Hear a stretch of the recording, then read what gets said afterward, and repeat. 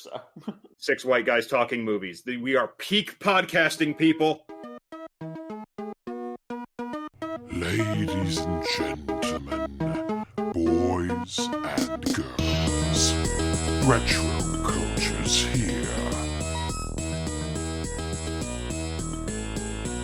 Presenting the Retro Culture 2020 Year Review with the Bachelor of Science, the Wasted Warrior, the Movie-mage, the Son of Christina, as well as very special guests from across the sea, Logan-Kenny, and from across the nation, Charlie-nash.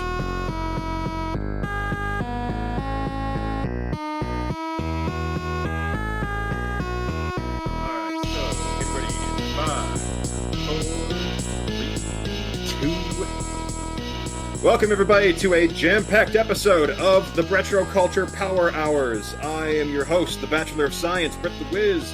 With me today, I have, as always, the cheerful roomie, Peter, son of Christina. That would be me. I also have some wasted warrior from across the street, Tyler. Yeah, totally wasted. How's it going? I got Phil, some movie mage who has abandoned us long ago to leave us in God's lacking light, like I said.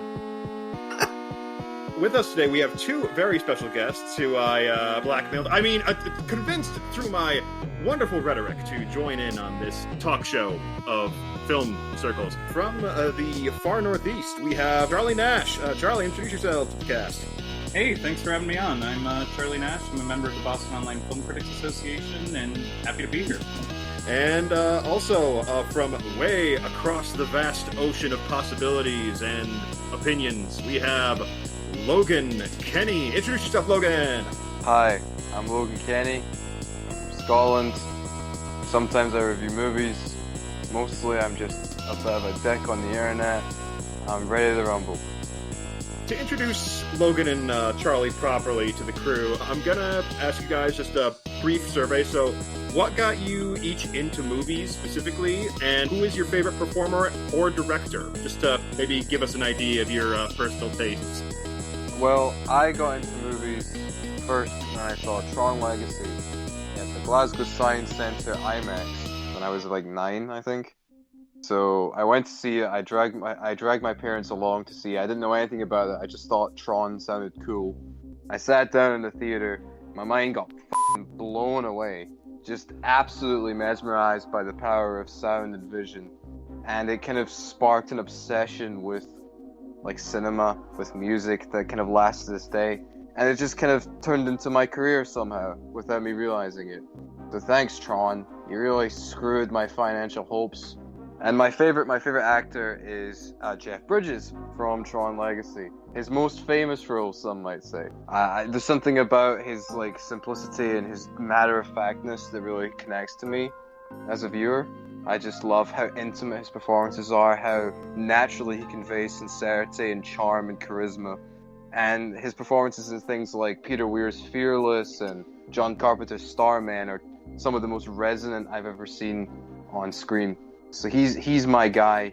And like for a favorite filmmaker, a lot of the time I'd say someone like David Lynch, but recently I'm becoming convinced that Jonathan Demme might be my favorite filmmaker, just because he kind of represents everything I like about movies, where he'll take on a project that seemingly has nothing to do with anything else, but he'll embed it with his natural empathy and humanism and like clear stylistic and thematic similarities, and just about everything I've seen of his has stunned me in a different way. And so I think that's a pretty even summation of my experiences with cinema and why I'm drawn to.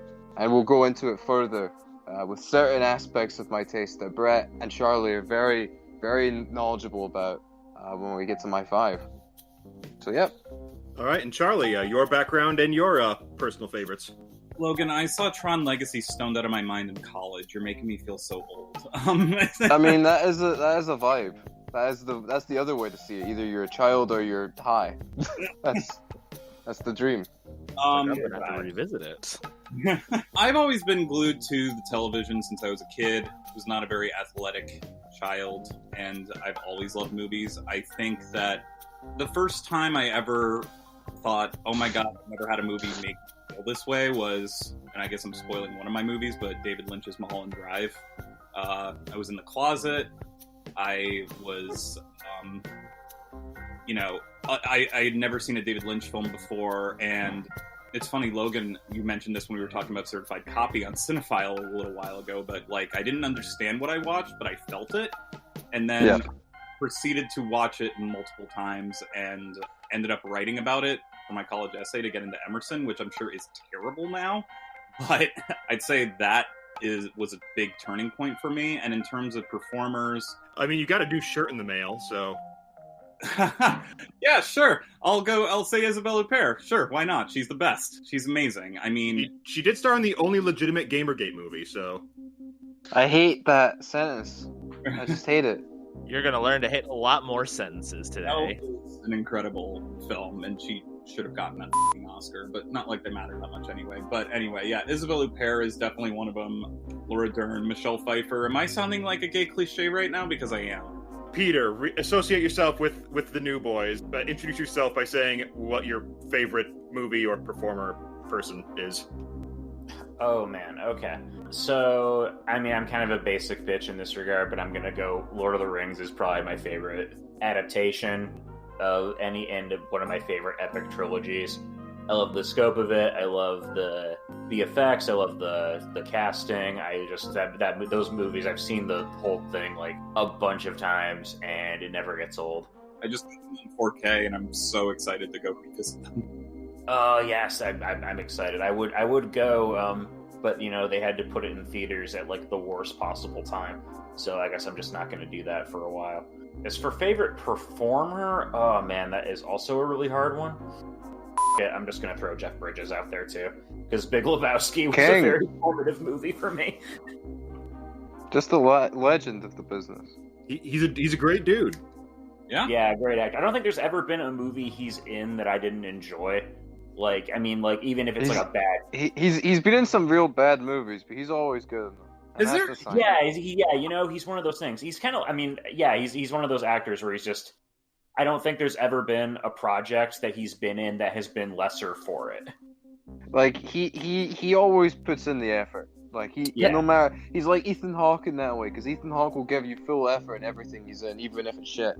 As I tell me, you guys have heard of his sleeping tapes, like his lull you to sleep audio stuff that he did. It's absolutely fantastic. I didn't know about this. I did not.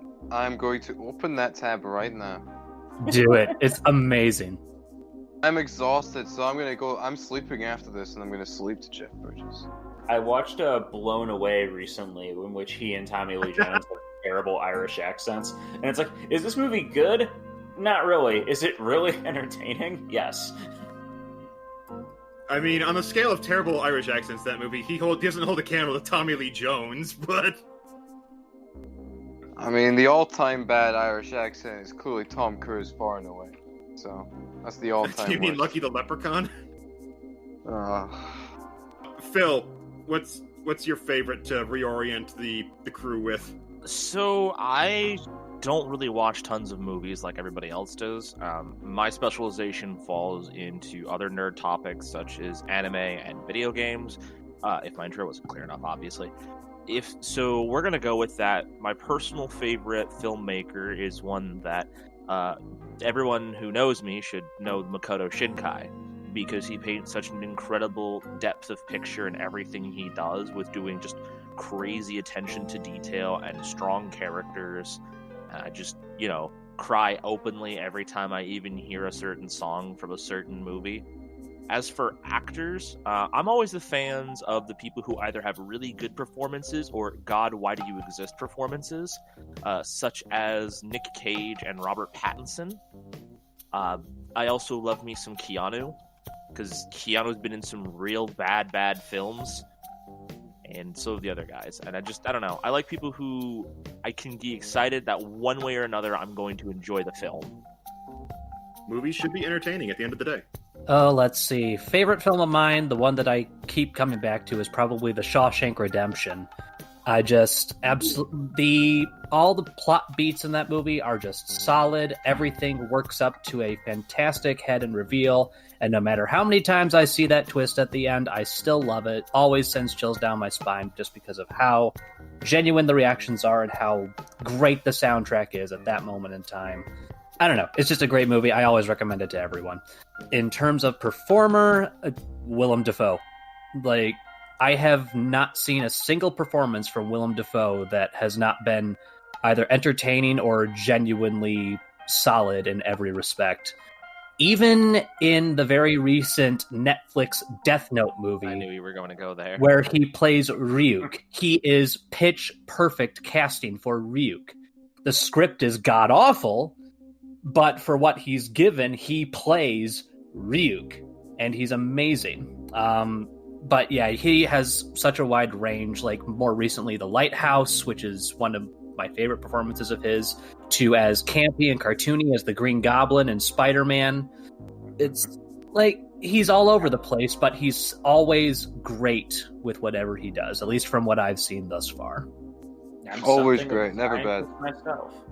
I'm something of a performer myself. I actually recently had a revelation where I just recently canceled my Criterion subscription because, well, I got bills to pay and I don't have all the money in the world, unlike Christopher Plummer and Kevin and Mark Wahlberg. But I almost said that one. But I recently watched a movie called He Who Gets Slapped, which stars Lon f***ing Chaney. And I just realized how every time I find a new Lon Chaney movie I haven't seen, I get super excited because I thought that man was probably the most consummate performer we ever had. And he's been dead for 90 years, but every time I see a film of his, I get excited. He made two of my all-time favorites, The Unknown and the original Phantom of the Opera, and I don't know, I always respect how, even then, his sort of life is getting a sort of like a half revival, in that there's a movie coming out called Coda, Child of Deaf Adults, which is what he was. That's how he got so expressive and so physically performative, was he was a child of a deaf adult, so he learned how to be expressive with only his face, his hands, and no voice. So, I don't know. I'm weird that way. It's my thing.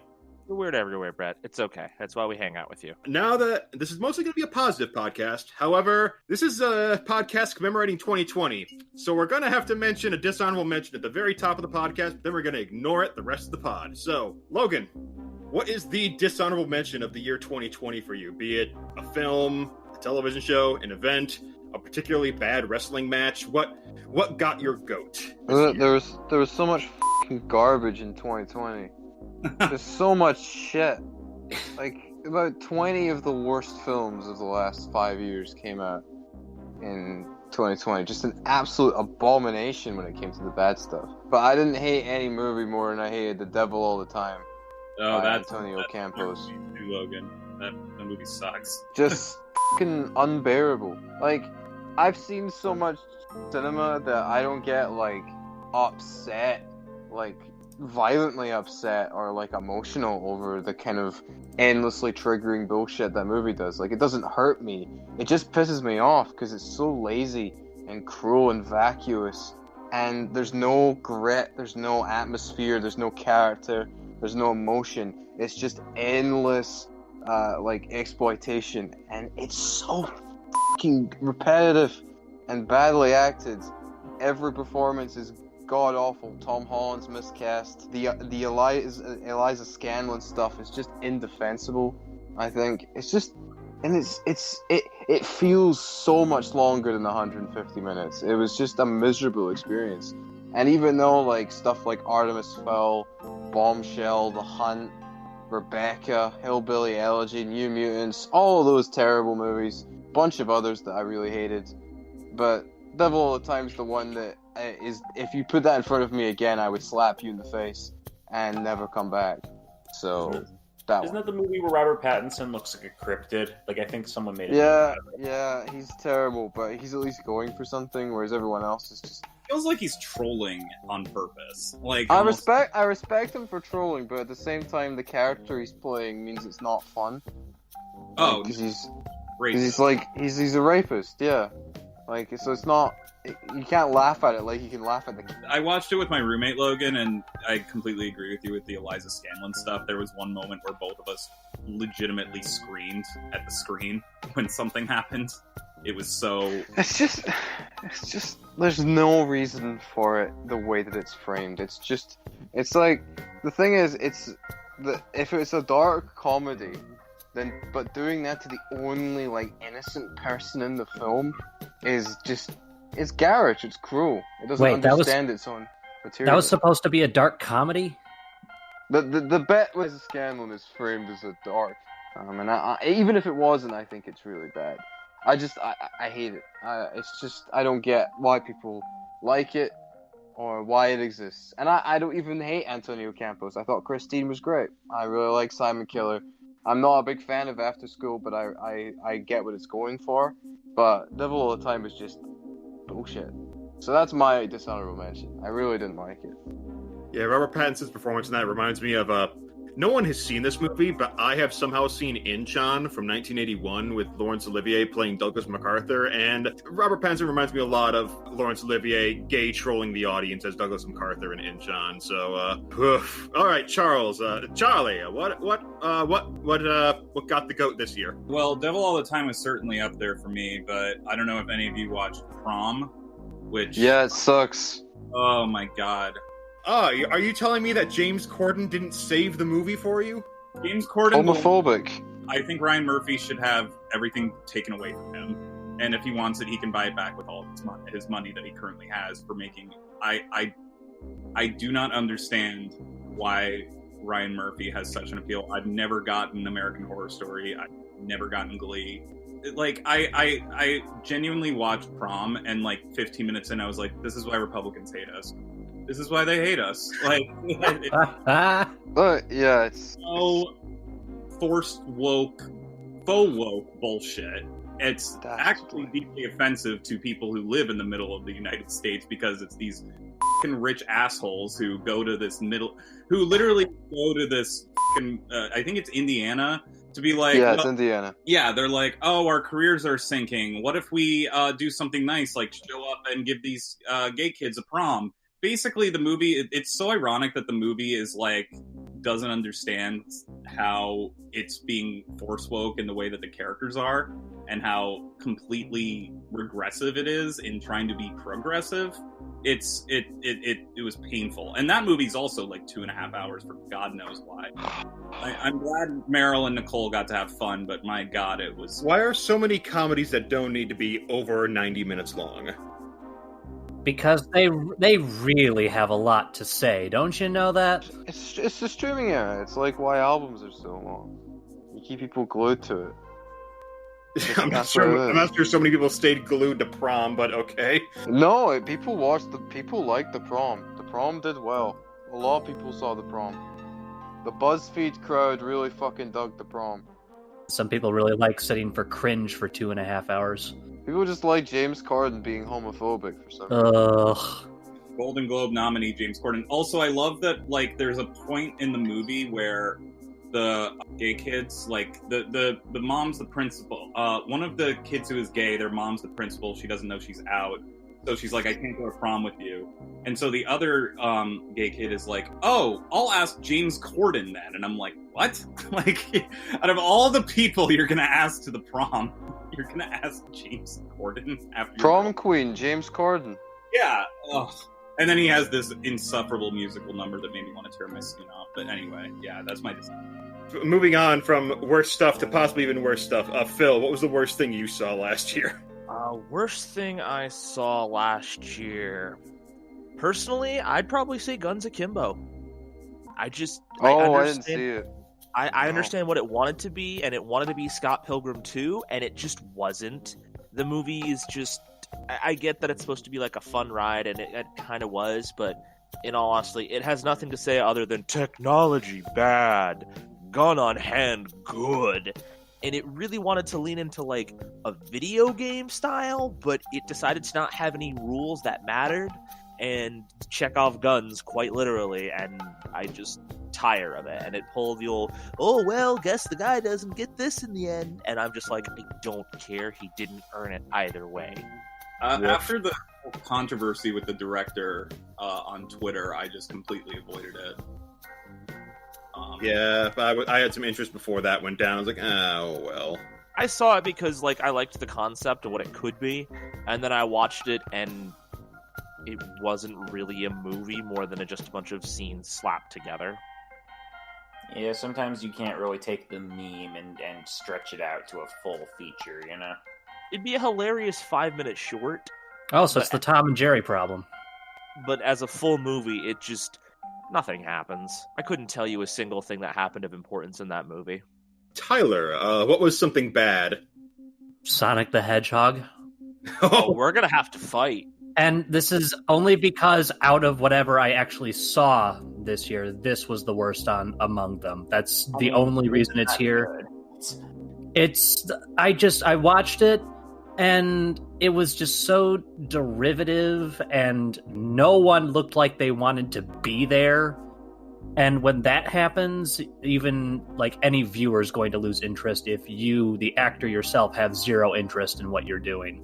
And it just shows throughout everything. They try to make Sonic like a Deadpool-esque source of comedy, and it just doesn't land. Their emotional, quote-unquote emotional moments never sold. Like, I never felt any kind of genuine, like, sadness for anyone, no matter how much piano they played in the background or how many wide-eyed Sonic shots they gave me. And Jim Carrey, I'm sorry, I don't care.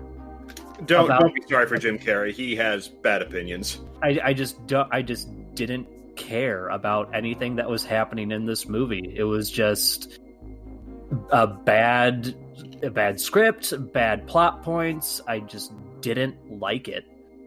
The defense for the Sonic the Hedgehog movie is the fact that it's designed for children, and so I walked into that film fully well knowing I was there to laugh at it, and that movie delivered on it. I'm not laughing with the jokes, I'm laughing at the jokes.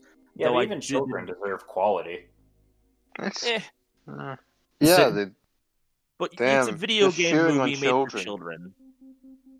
The bar is low. It's just that when you make a movie and just the entirety of the tone you get it is just meh, it becomes just a forgettable experience, and that's probably the worst thing a movie can be. I think we should expect more from movies for kids. I agree. Like, I think just being like, it's for kids, so it doesn't matter if it's bad. Just gives studios an excuse not to put any effort in. Oh, I'm not saying it's a good movie on any level. I'm just saying if I'm looking at it from a critical perspective, I also need to understand what its goal is. Its goal is to make crap load of money and not tell anything. I saw 100. I literally saw 100 worst movies from 2020.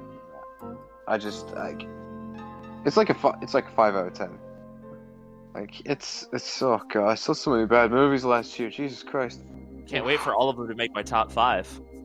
On the plus side, if we if they continue the trend of introducing one Sonic character per movie, by the time we get to 5 of these damn things, we might have Rouge the Bat. Beg the cat. Froggy. Morgan voice live action Big the Cat. I will play Big the Cat. I'll play Shadow the Hedgehog. Not a second thought. You don't have to pay me. It's gonna be Sonic 9 before we get the Ultimate Edgelord Infinite in there. So, speaking of to hell with the kids, Peter, what was your worst of 2020? Which lame direct-to-Netflix movie am I going to pick this time? Oh, you're not going to go with the last one you thought you saw in theaters? Yeah, thanks for reminding me. Okay, this is like a 3-way tie between Project Power, Wonder Woman 84, and The F***ing Lodge. But I'm going to pick The Lodge because, that was the last thing I saw in a movie theater before lockdown, and the last thing I will ever see at our little small theater that closed down. And I'm still mad about it because that movie was a waste of time. Now, was that the one that #FTheMKids? Is that what I'm... Yeah, that's the one... That's the one where it's like, it so desperately wants to be Hereditary. It's like art house horror, but it's pretentious art house horror. Like, oh, we're so deep and clever, and you didn't see our twist coming. Ha! And it's like the twist is just that you're all awful people. The twist is you brought this on yourself. I don't feel sorry for you. Yeah, it leads to a situation where I don't care about any of these characters. Your movie has no clear protagonist because you keep changing perspectives. I don't really know what I'm supposed to be scared of or scared for. Ergo, there is no horror. So, I don't know. It's just a bad movie. The Alicia Silverstone stuff, too, and I heard it was just exploitative and gratuitous. People told me that I would hate it, so I didn't see it. I'm glad I didn't see it. Yeah, you did not miss anything. It sounds terrible. It really does. It's sound all terrible. Richard Armitage's fault. He's just not very charismatic, is he? I mean, I like him just fine, but bruh, don't cheat on your wife. Then after your wife kills herself, don't take your new girlfriend and your kids and leave them alone in a cabin for a week. Like, what the hell did you think was gonna happen? You insensitive prick. You're all going to sit in this cabin and learn to love each other while I'm gone. This is our get-along house full of trauma and like, PTSD. Yeah, Jesus Christ. It's such a bad movie. Bad parenting is always the funniest to me, honestly. I don't know if Like, imagine committing to bringing a child into the world and just saying, nah, it, let's just with them. Like, why not?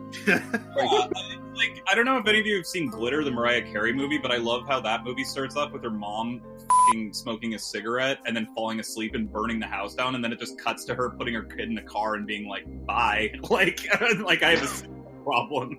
Like, Jesus Christ. Yeah. I need to see Glitter, damn. Oh, it's who? I mean, movies. Sounds The fun. movie that Mariah claimed 9/11 killed her box office. Oh God. Yeah. God, celebrities are so funny. That's right. So Like, that they're just on 9/11.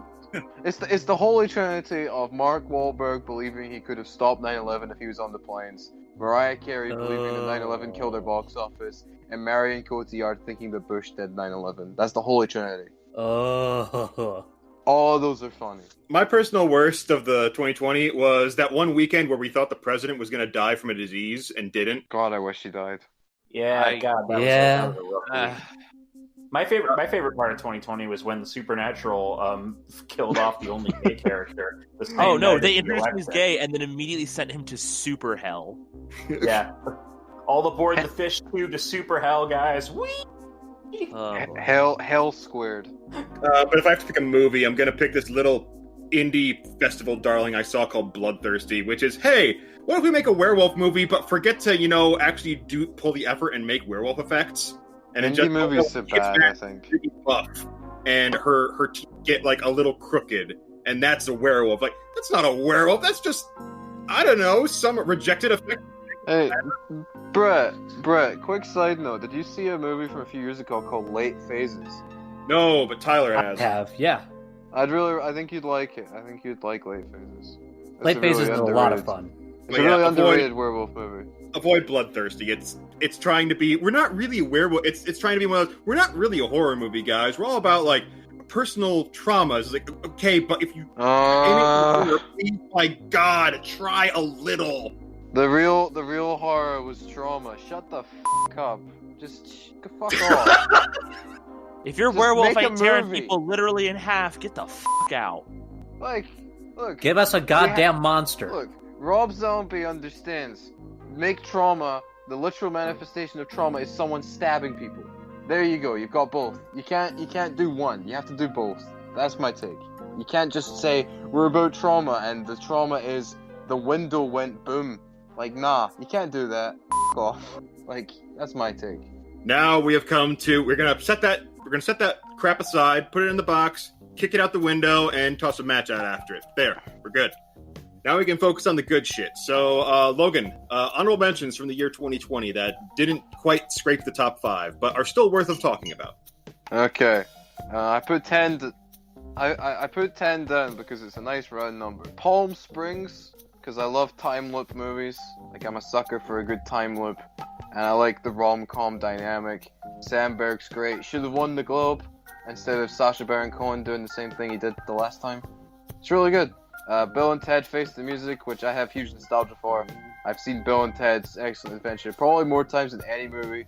And this new one felt like a really perfect continuation of something that I hold very dear to my heart. Kajillionaire, which fucking blindsided me after the first half, which I wasn't huge on. And then it suddenly got really, really great. It started to really click with me. and then by the last 15 minutes, it's some of the most emotional I've been towards a movie in such a long time. It's really astonishing. Never, Rarely, Sometimes, Always, which has maybe the greatest gesture of hand-holding I've ever seen in a movie. I've thought about the way that the two leads hold each other's hands in a climactic scene constantly since I saw it. It's absolutely mesmerizing. Nomadland, which is good. The good movie that the discourse is trying to ruin, but it's a really good movie. The Way Back, which has Ben Affleck getting drunk, pounding pussy, and dribbling. Like, how can you complain about that? Dark Waters, which came out in 2020 here, and it was one of the last films I saw in cinemas, and is a masterpiece, and is very close to being my favorite Todd Haynes film behind Velvet Goldmine. I think it's so close to being in the top 5. Siberia, which is Abel Ferrara's latest movie. It's absolutely apocalyptic beyond words. It's horrifying, it's bleak, it's desolate, and it captures something very primal about living in the midst of the end of the world. Just like his 2011 feature, 444 Last Day on Earth, only it's somehow bleaker than the actual death of the planet, which, God tier Abel. Then there's First Cow, which was probably number 6. Like, it was so close. I fucking love that cow. And I love Gay Friends. And my final honorable mention, which I thought, I can't put it in the top 5, but needs to be mentioned, is the Andrew Lawrence film Money Plane, starring Edge and Kelsey Grammer. Damn it! It's a real masterpiece and one of my favorite movies of the last few years, but I think I've given it enough. I've given enough time to Money Plane. It's time to let other things have their time in the spotlight. I can't lose! Money Plane is the funniest film of the last 10 years, I think. I don't think there's been a funnier film in the last 10 years than Money Plane. Not one that I've laughed at more, anyway. So those are my honorable mentions. I think there's an eclectic mix in there. Me and Tyler can back you up on Money Plane. It's great fun. Charlie, what are your honorable mentions you're going to toss out that are still worth talking about? I'm not going to lie. I initially thought you wanted us to talk about our top 5 films of all time. So now I'm looking at my 2020 list. I'm like, oh shit, which ones do I want to talk about? I'm sorry. Miscommunicado. Welcome to the Retro Culture Experience. We're talking about what now? Shut up, Phil. I can improv? No, totally my bad. So I'm looking at my list right now. I'm thinking of Ending Things, the Charlie Kaufman film, which is very divisive, but need to see it a second time. I read the book, and the book I've had trouble reading during quarantine and focusing, but I read that book in 2 sittings. Doesn't hurt that it's pretty short, and then the ending is completely devastating, but I was like, oh shit, this could be very exploitative if Kaufman goes this route, and instead he makes this phantasmagoric, almost completely surreal descent into his own creative process in a way that I thought was an improvement on the ending of the book, personally. Small Axe, Lover's Rock. I have seen Mangrove, and I've seen this one. I need to see the other 3, but... Oh, you need to see Red, White, and Blue. That's the main one, I think. Blue. Lover's Rock I thought was so joyous, and it made me miss parties, and it made me miss human interaction, and it's just this beautiful celebration of beautiful, warm Black community just celebrating in a time where they were even more persecuted than they are now, and in a way that it was not. It completely took me by surprise how Steve McQueen, who is usually pretty cold and pretty puts you through the ringer a lot of the time, made something that was so uplifting for me. And the music, the soundtrack is just incredible, and it almost made me cry just thinking how much I miss going to an event like that. And I wanted to spend even more time, 70 minutes, and I could have watched that movie for another 2 hours. Nomadland, which Logan brought up, I think is really beautiful and lyrical and deeply empathetic. I know that there's some backlash going on right now, but I think it's absolutely worth seeing and talking about, and I'm very happy for Chloe Zhao and all the acclaim and new viewers she's gotten as a result. Time, which is on Amazon Prime, which is a heartbreaking documentary about a man who is in jail for armed robbery, a Black man who's in jail for armed robbery and his wife who is trying to get him out because he's sentenced to 60 years It's very powerful and beautifully edited, possibly some of the best editing I've seen all year. Black and white cinematography, and it's stuck with me ever since I saw it in November. And another slightly controversial pick, Promising Young Woman, which I think is worth having all the debates about. I think this is my favorite film to talk about with other people, even if they hate it, because I do think that I remember when it came out and there were some takes that were saying this is, messy and problematic, and I initially thought it was going to be, based on the ads and the trailers, something that was overly problematic because it was overly woke and didn't understand how I thought it was going to simplify things, and instead there's a very shocking ending that I think is worth arguing about and is messy and but also very, very you're gonna feel things one way or another. And I think initially I was angry, and then the more I thought about it, the more I thought that it was an appropriate kind of provocation, I guess. So yeah, sorry for rambling, but that's those are my top 5. Jumping over to Phil, what just missed your list? Just missing my list. We'll start with Justice League Dark Apocalypse War. It got heavily memed on. I finally watched it the other week. I had a blast, and it continues the trend of DC animated movies being generally better than Marvel live-action movies. No, I will not be taking any criticism on that. Generally, this one. King Shark is a shark. Being able to be the ex-boyfriend of John Constantine is the funniest thing I saw all last year. Another honorable mention is Capone. The fact that I get to see, after Capone loses all of his power and everything, and the fact that that particular actor is just, all I ever want him to do is just people who are just at the end of their rope and losing their mind, whether it be him in Venom or anything else like that. I love it. I just like him going places with it. And then for the last honorable mention, I'm going to do Invisible Man. And this movie misses the top part because, fairly predictable for me. But at the same time, it has such a picture-perfect explanation of abuse and gaslighting and all the horrible, horrible things that I've seen and experienced that I go, yep, if I didn't know what I was looking at, I'd be like, oh, he's just a little overprotective. No, he's a monster, and that's while still being human. Brief list here for my honorable mentions. Number 1, Feels Good Man, documentary about how a certain Pepe the Frog became a hate symbol, and all the drama and everything surrounding that, especially for the creator of it. Bill and Ted Face the Music, pretty self-explanatory. It's just straightforward fun. Over the Moon, a little animated feature comprised of some new takes on Chinese mythology, which I thought was really cool. Peninsula, sequel to Train to Busan, which, if you've seen Train to Busan, then you know what it's going to be. I thought it was a bit weaker than the original, just because of a slight lack of the claustrophobic environment that the previous one had, but that doesn't mean it wasn't a really fun zombie romp. Sputnik, Russian monster feature, which was actually pretty interesting. Extraterrestrial kind of pseudo-mystery kind of deal, trying to figure out what the hell this thing is and what it can do, and it's an interesting run. His House, a horror movie which I believe is on Netflix right now. Yeah, on Netflix. Yeah, it's a definite solid feature about a black couple who immigrate to the UK and are just trying to start their lives there, but there's this whole dynamic of is this our home? Should we belonged back there, or no, we belong here now?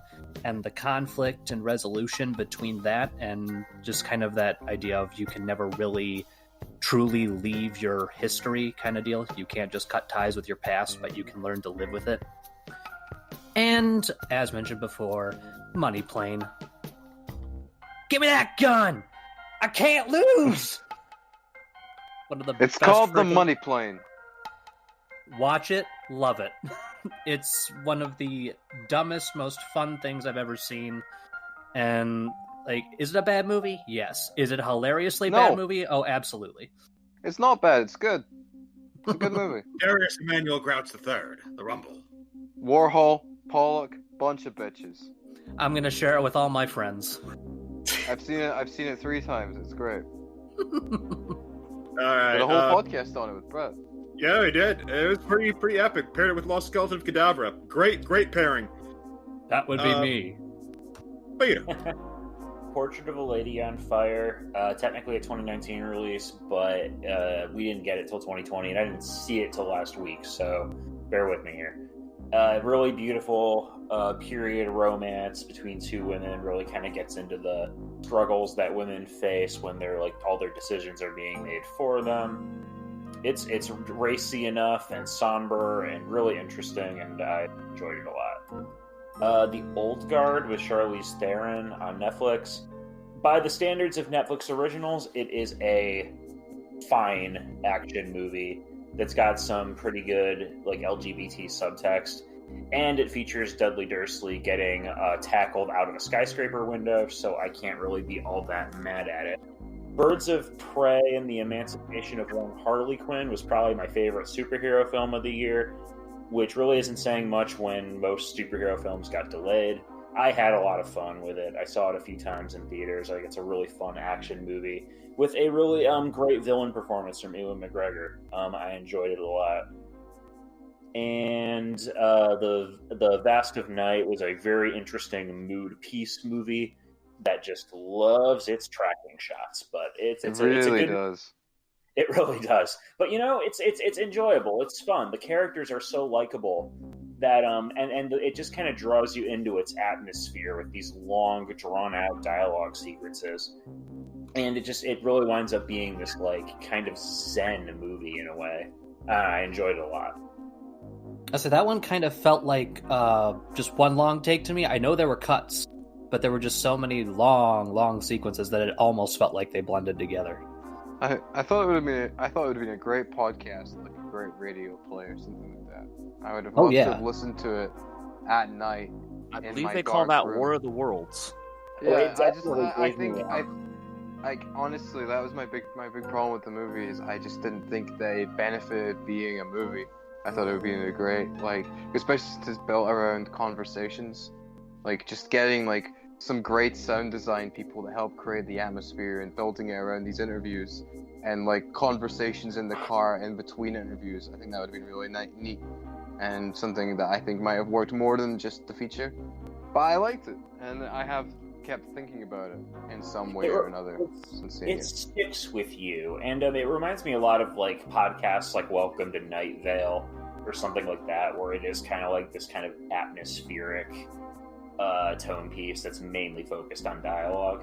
But yeah, it's definitely an interesting little experiment for sure. All right, that it for your honorables? Yeah, that's it for honorables. Every year on Honorable Mentions, I mention a TV show, and this year is no exception. My TV honorable mention is Keep Your Hands Off Aizuken, a work from the madman Japanese animator Masaki Yuasa about 3 girls who decide to make an anime production club in high school. One of which is this gremlin who just loves drawing shit. The second one is a model who happens to be able to really good at designing clothes and backgrounds. And the third one is Kanamori, the greatest super socialist, financially savant student of all time, and possibly one of the greatest characters of 2020. I love Kanamori in Aizuken, and Aizuken is just... It's really all about the joy of creation, and that's the big reason I came away from it so well. It's on Crunchyroll and HBO Max if you want to catch it. Crypt Camp, my favorite documentary I saw last year. It made me feel good, and my mom and dad fell hard for that movie. My mom kept coming to me like, do you have any more documentaries like Crypt Camp? That was really good. So I was like, oh, sweet. I can relate to my mom on something with when I watch movies. Awesome. Possessor. I saw it 3 times. I love its connections to the lo-fi paranoia of the 70s, the high-minded hootenanny of the likes of Existenz, and the fact that Sean Bean gets royally f***ed by a fireplace poker. Oh, Jesus. That is a gnarly ass kill. No, I'm pretty desensitized to on-screen violence. I actually think on-screen violence is cool and should happen more. But that got me. I think that's the only bit of violence in 2020 that actually like got me like, oh. Yeah. I was audible during that scene, and so was my roommate. Yeah. Yeesh. The second act of that movie is so good. Yeah, I like Possessor. I like it a lot. It's a good movie. Next up, I'm gonna second the Abel Ferrara love with Siberia and Tommaso. Tommaso's great. I love both of Abel Ferrara's Willem Dafoe showcases last year. One of which is a bleak-ass film about the end of the world. The other one's a bleak-ass film about the fizzle out of a loving relationship. Hey everybody, this is Brett in the editing room with a brief mid-podcast update. It was at this time that Dear Craig, the Discord recording bot which I use to create podcasts, decided to have a bit of a technical difficulty. Therefore, most of the remainder of my honorable mentions pop in and out for like 1 second intervals with massive amounts of empty space. So instead I'm just gonna summarize what I said for the remainder of my honorable mentions. After I briefly talked about the Abel Ferrara movies, I also brought up the 2020, not quite a documentary, but still a unique little experimental drama, Bloody Nose Empty Pockets, which is just about 20 non-actors in a bar drinking away their day. I found it interesting and unique. I think Charlie did too, but unfortunately the audio was lost to time because, oh, bless you, Craig. In addition, I also brought up Violet Evergarden, Eternity and the Auto Memories Doll, because I'm a huge fan of the Violet Evergarden series on Netflix, and I'm looking forward to seeing the actual Violet Evergarden movie that hopefully might release sometime this year, given that they now own the license. And the final of my honorable mentions I wanted to give a shout out to was the swan song of one Mr. Brian Dennehy, notably the film Driveways, featuring Hong Chow. I found it on Hoopla. I found it endearing and quite superbly presented. Just a small slice of life story. With that, we are going to slide right on into Logan Kenny's number 5 pick for the podcast. Thank you again for listening, and hopefully no more technicals pop up through the middle of this. Keep those fingers crossed. So Logan, give us your number 5 film of the year 2020 AD, please. Well, so I could have put many things at number 5. I could have put First Cow, I could have put The Way Back, I could have put Dark Waters, but I realized that if I'm doing a 5 films that encapsulated 2020's brilliance to me, number 5 has to be Bloodshot with Vin Diesel, which I think is... I wrote like 4,000 words defending it as like an actually intelligent exploration of memory and consciousness. But even if you don't view it intellectually, the movie whips.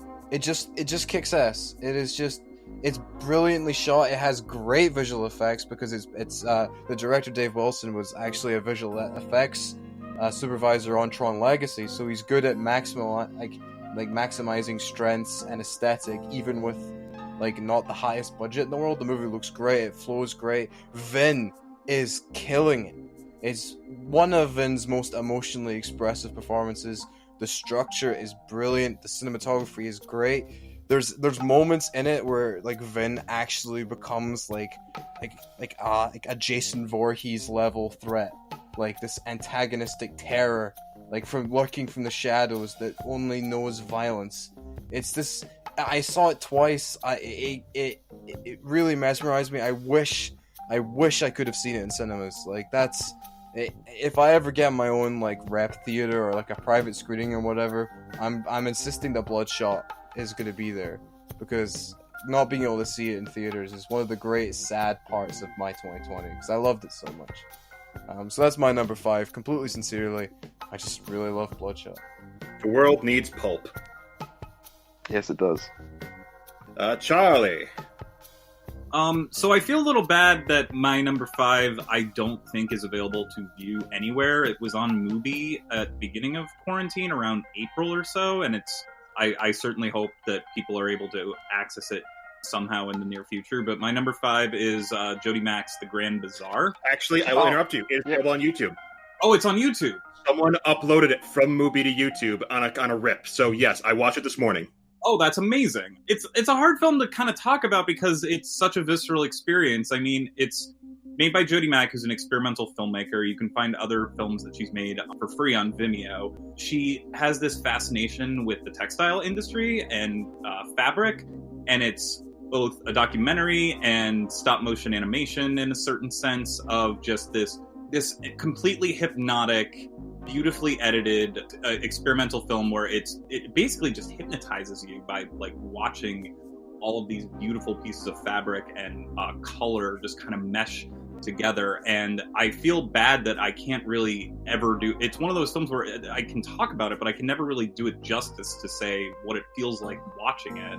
And I think it's a stunning achievement from one of our, like, you know, I can't even think about many experimental films that have gotten much coverage lately. And I think Jody Mack is certainly one to keep an eye on, because she's doing stuff with film that very few people are right now.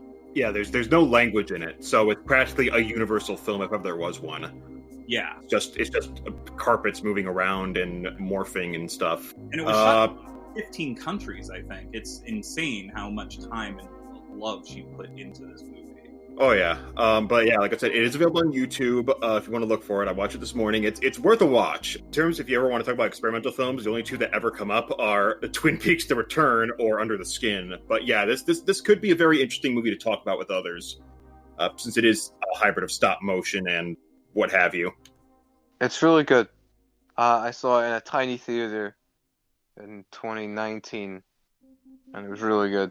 My problem with Jody Mack, and this is a very minor problem to have because I think she's really good, is I think even her shorts are, like, too long.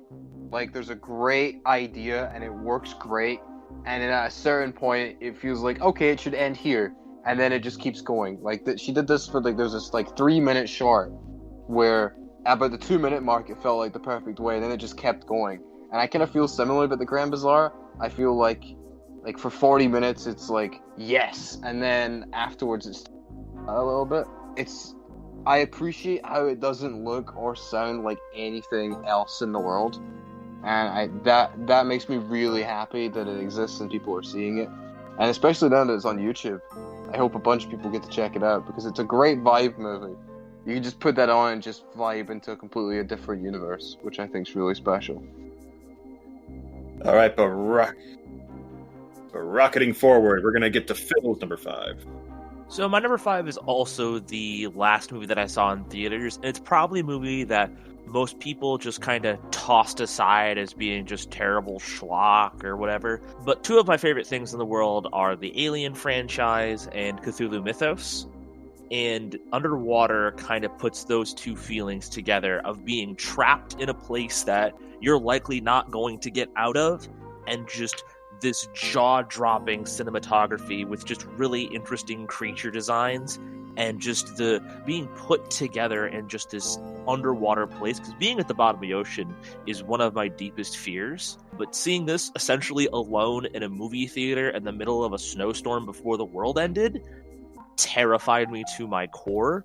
And I loved watching this film, and I do need to see it again just because I want to take the time to really sink in for this one. And it's the first time that I've seen Kristen Stewart in something recently, and she kills it for me. I mean, it continues the trend of if you were in Twilight and now you do whatever you want will probably be pretty decent. Have you seen Sils Maria or Personal Shopper? No, I have not.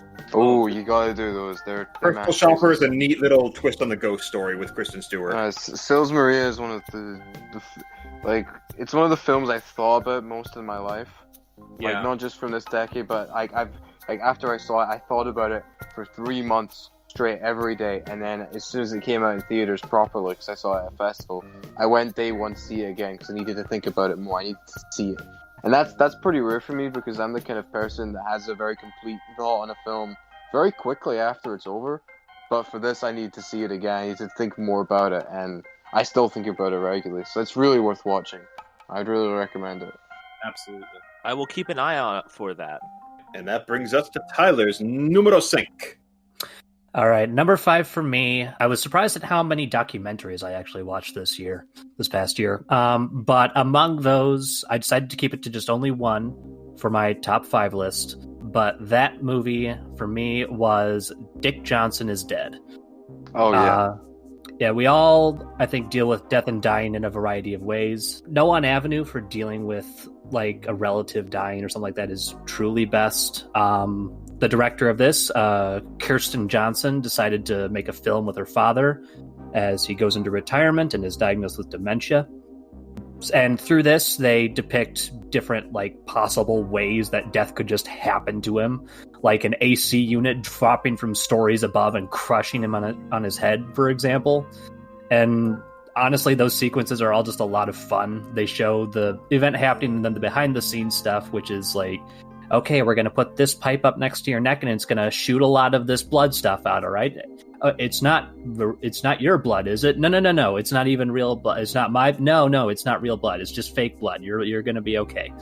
And then there's also abstract realizations of heaven that they make based on Dick's hopes and desires, like seeing his wife again, having normal feet because his toes are a bit janky. It's not all fun and games, obviously. There's a lot of very raw moments of emotional distress with Dick and his daughter, and what they both know is coming, the steps that need to be taken before that happens. There's a strong grapple with, like, the futility of it in both dealing with the disease of dementia and death itself, and coming to terms with what that means to both of them. But all throughout this, there's just this undeniable love for each other that's just immortalized through the film, and that comes through in absolutely every single frame. Even as signs of, like, dementia become more obvious and clear as the movie goes on, that bond between them is just unfailing, unfaltering. The one tiniest gripe I have with this film is, at least as of the film's release, Dick Johnson had not passed away yet. And so we're just taken through this entire grieving process, only to find out it wasn't quite warranted in its entirety yet. Similar to The Farewell that way, if anyone's seen that one. But maybe that's just how well the film communicates the experience of death and dying. When you feel it's complete, even a hint at its untimeliness robs from how real it felt. But that just solidifies how true the experience was to begin with. So, yeah, Dick Johnson is Dead. Just an absolutely beautiful documentary, a very personal story. I highly recommend it. Not to spoil anything, but that's also coming up in my top 5, so... Oh, fantastic. I can't wait to hear what you think. So my number 5 pick is Ma Rainey's Black Bottom, which I finally caught the other week. It's the last movie to feature Chadwick-Boseman, who tragically passed away last year, and left behind a really impressive catalog of work. But what I like about this movie is that it's a very interesting look at cultural appropriation, how Black artists whose music has been, like, incredibly influential for our times were sought after and co-opted, disrespected, generally, and having their work literally stolen for them in some cases. The end of this movie is such a slap in the face to all those struggles that these characters have to go through. And I just found it to be a really compelling story. Chadwick really brings it. Viola Davis is the titular Ma Rainey, is really great, and she's kind of a take no prisoners sassy black lady for a lot of the movie, but that's also kind of a front for some really deep sadness. Actually, your and my number 5 make a neat pairing, because my number 5, which was an honorable mention for the longest time until I said it, no, I can't do the disrespect to Chad. My number 5 is The Five Bloods. Yeah, that almost made my honorable mentions. Too many movies. Yeah, The Five Bloods, you basically put it into words with Chadwick's legacy. It was a devastating hit, too, because his work crossed not only demographics, but genre, language. But I guess we can rest easy knowing that he left behind such a great legacy no matter what, even if he was taken from us. Plus, Five Bloods had 2 of the best performances of last year, because we not just had Chadwick as Storm and Norman, but Delroy Lindo in the lead of The Five Bloods is a monstrous great performance, and Delroy Lindo needs more appreciation, and I will riot if the Oscars do not recognize Delroy Lindo is the real king It's the only movie... That movie did the impossible, and it makes you feel sorry for a Trump supporter. Not in the hillbilly elegy sense of like, oh, they're so economically distressed. Oh, this man is so fundamentally broken by his experiences in Vietnam. You know, haunted by guilt and left behind by society, that he doesn't have anything else left. So of course someone with a broken mind who thinks everything was taken from him would look to a demagogue of you got mine, basically. It's really the only portrayal of the Trump voter that is remotely sympathetic, because it's pitiable. Great film, no matter what. This is a film that did not come out in 2020 anywhere but the UK, but it came out here in the UK, and it's a movie that I think that it's fair to say that I am the biggest fan of in the world. That is Xavier Dolan's The Death and Life of John F. Donovan, which people hate for some reason because they're bigots. A very oversimplification of it, but Dolan, he's one of my favorite filmmakers. I think he captures what it feels like to be queer, and what it feels like to deal with struggles with your mother, what it feels like to struggle with your sexuality, with your place in the world. He gets it. And like the thing is about his work is that he captures both the heartbreak and the euphoria of sexuality and experience better than anything that I've seen. Maybe in my life. Like I don't know if there's a filmmaker that gets it better. And Death and Life of John F. Donovan is his messiest to date because it's his most ambitious. And yeah, it cut out like an entire Jessica Chastain plot point, which is good because it sounded not good. And I'm glad he cut it out. And she probably would have been terrible in it. Like what's here is just so raw and human and emotional. And the way it builds to one of the greatest needle drops I've ever seen in a movie, which is Bittersweet Symphony by The Verve, which could have easily not worked.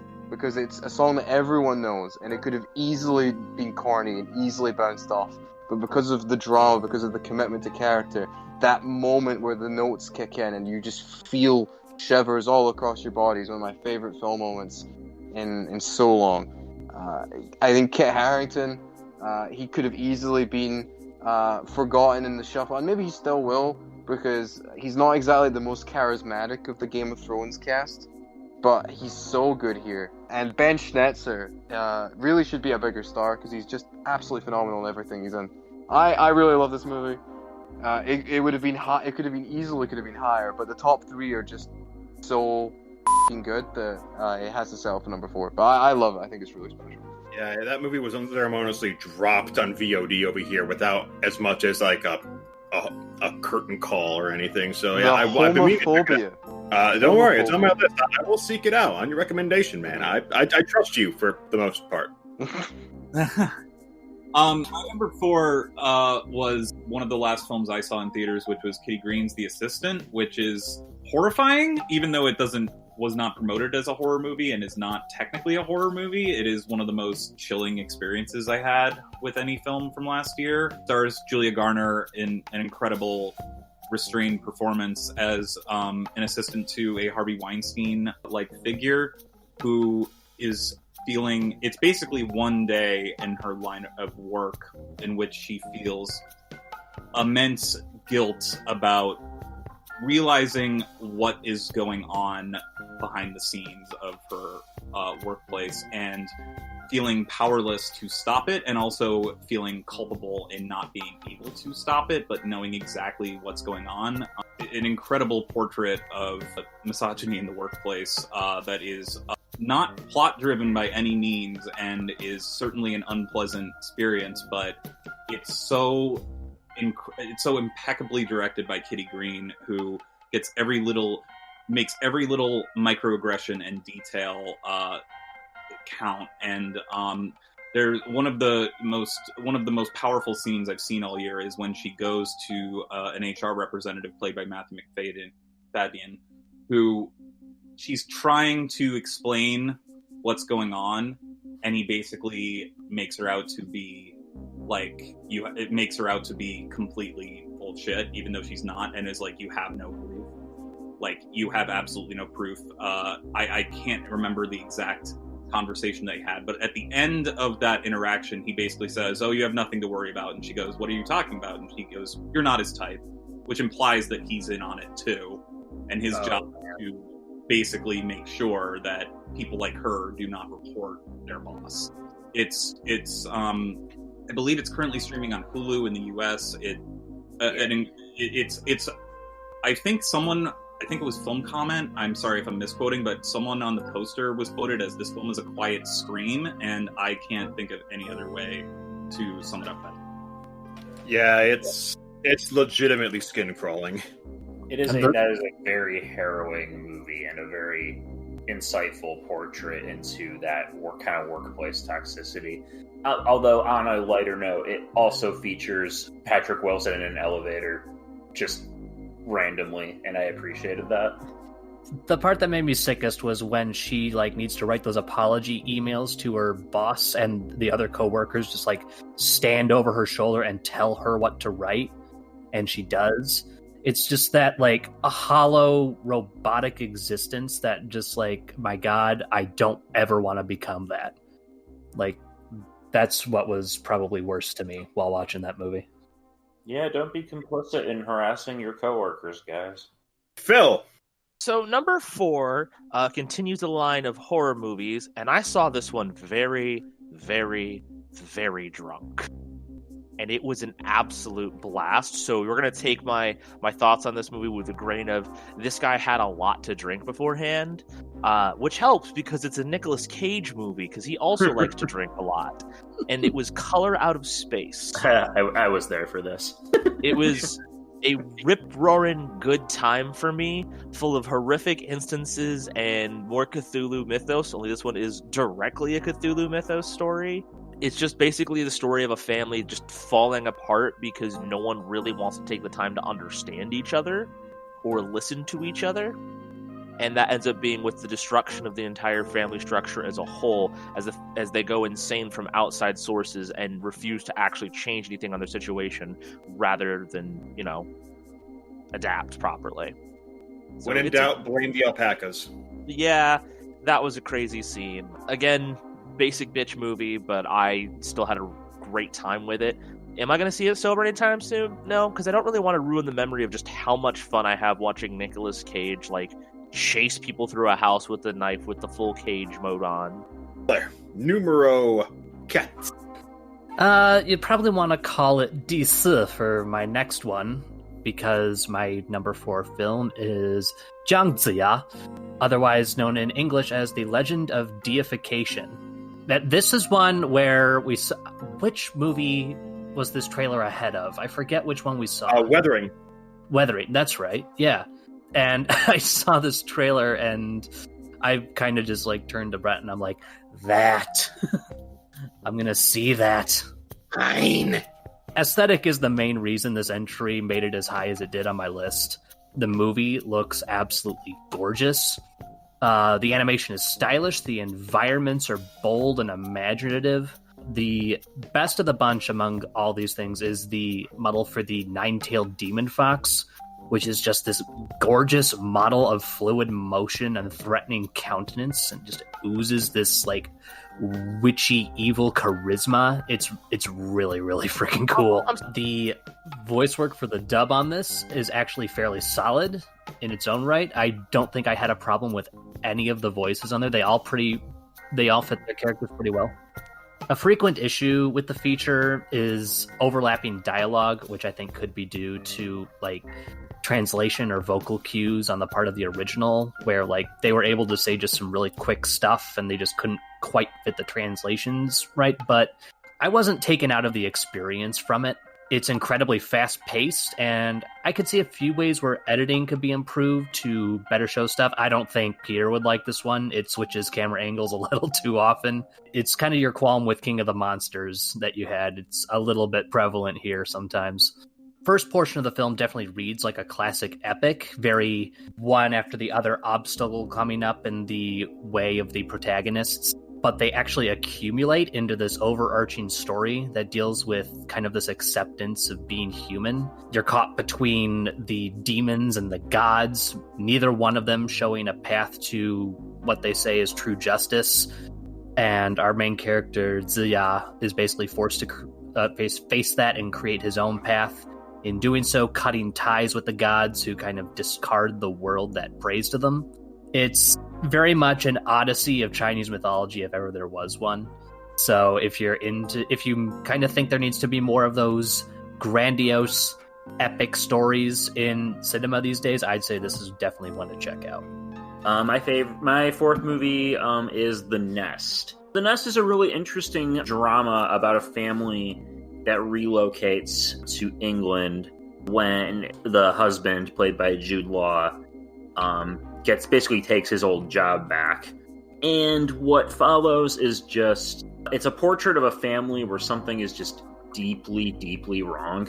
And the movie actually uses horror movie sensibilities in terms of its sound editing and mixing to make things seem more unsettling. I know the first time I saw this movie, I was a little unsure about whether or not that served any purpose. Watching it again, I think I'm a little warmer on it because I think it really does underscore just how poisoned the well is when it comes to this family. Because Jude Law's character, he's bought into the American dream and he's kind of chasing after riches, and he couldn't get what he was looking for in America, so he uproots his whole family under false pretenses and relocates them to England. And what follows is just like a situation of like him like not communicating with his wife, spending money like there's no tomorrow because he's like expecting to make a killing at his job, and that never comes. And he's just trying to maintain this illusion that he's wealthier than he is. There's a really great scene at the end of the movie where he's having a conversation with a taxi cab driver, and it's really soul-bearing because he just kind of says like, what's your job? I pretend I'm rich. And for some reason, I just find that to be a really powerful scene. And it also ends with him getting kicked out of the cab because he can't afford the fare, which is what should happen. Don't disrespect workers, guys. Carrie Coon plays the wife. She's also fantastic. As she's just kind of like her sense of normalcy is just kind of slowly being unraveled as the illusions she held about her husband are shattered, and she stops putting up with people's bullshit.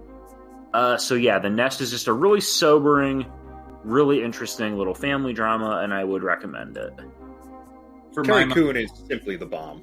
Yeah, I was about to say, for my money, Carrie Coon gives the best leading performance by an actress in 2020. I think she's absolutely incredible in that film. She also gave me one of the biggest laughs of any movie this year, which is Dinner. And she's like, I'll try the wine, and then Jude Law goes, oh no, she doesn't know anything about wine, and she grabs the bottle and chugs it like to taste it.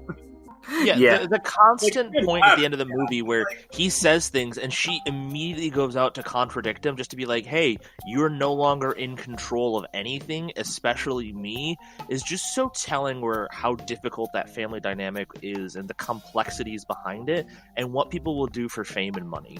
Yeah, absolutely. And there's also an incredible scene where she ditches him at a dinner part. They're out to dinner at a restaurant, and she just ditches him, goes to a bar, and starts dancing. And it's like the only moment in the movie where she's able to fully let loose. And it's just this incredible long take that just says so much about her character and how repressed. What I like about The Nest is that Carrie Coon is canonically a horse girl in it. Yes! Yes! The half-buried horse! Like, oh god! There's so much of that movie is devoted to how much she loves horses and how sad it is when anything bad happens to the horses. I didn't love the movie completely, but the taxi bit has stuck with me for a while because of how Jude tries to sell it.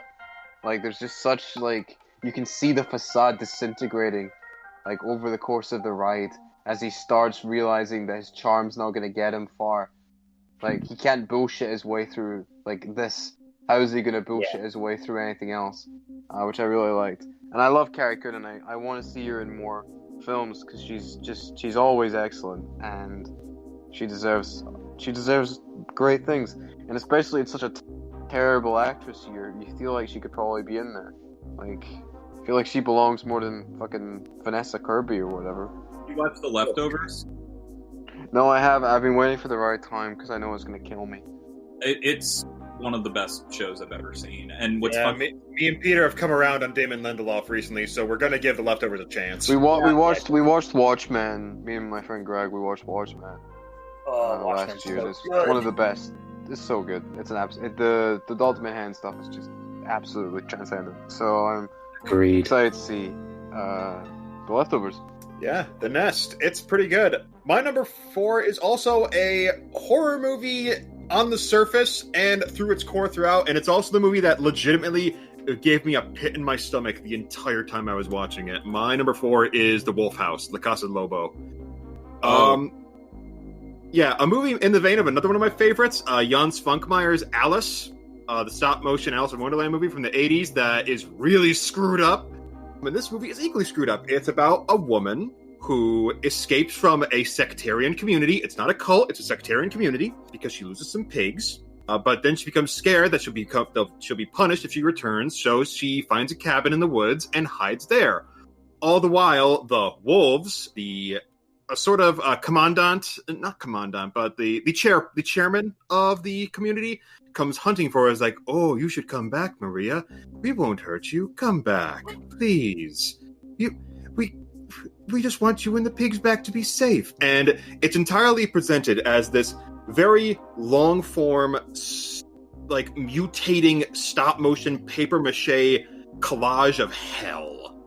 Just as a chair will suddenly start moving on its own, and then the wall will suddenly be painted black by these crumbling papers, and then a pig will suddenly evolve into a young girl and start chewing on beans for some reason. And the whole time, the movie had me on the edge of my seat because it gave me the wickedest case of unreliable narrator the entire movie. And it took until the very end of the movie to make me realize, okay, there's a reason why this is giving me unreliable narrator, because the final scene cements the film. Like, without that final scene, the rest of the movie would keep you...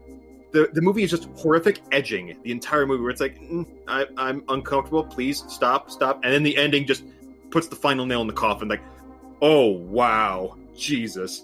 And the worst part about The Wolf House is doing research after the movie and finding out, oh, wait, this was a real place. Oh, no. Oh, God, it gets worse. The Wolf House, easily one of the most horrific watching experiences. And even worse was it kind of put me in a trance while I was watching it, to where I was on the edge of, like, almost drooping my eyelids and falling asleep to it. But I was like, I don't feel safe falling asleep watching this movie. I don't know what dreams or nightmares will come. And yeah, The Wolf House, it's on Shudder. Probably, I think it's also available for rent elsewhere. I recommended this to Phil earlier, because like, yeah, dude, this movie screwed with my head in that good way. It's not a cheap scare. It's a very, it buries its fingernails underneath your epidermis and slowly starts peeling over the course of the film. But yeah, The Wolf House. I was going to say, I had to stream this for you because I'm the one with the Shudder account. Yeah, I was kind of with you there on like lulled into this sort of like dark Zen state while watching it. It was just this kind of, I was watching events happening and all of it was just kind of not quite sitting right, but I was kind of stuck in that not right feeling.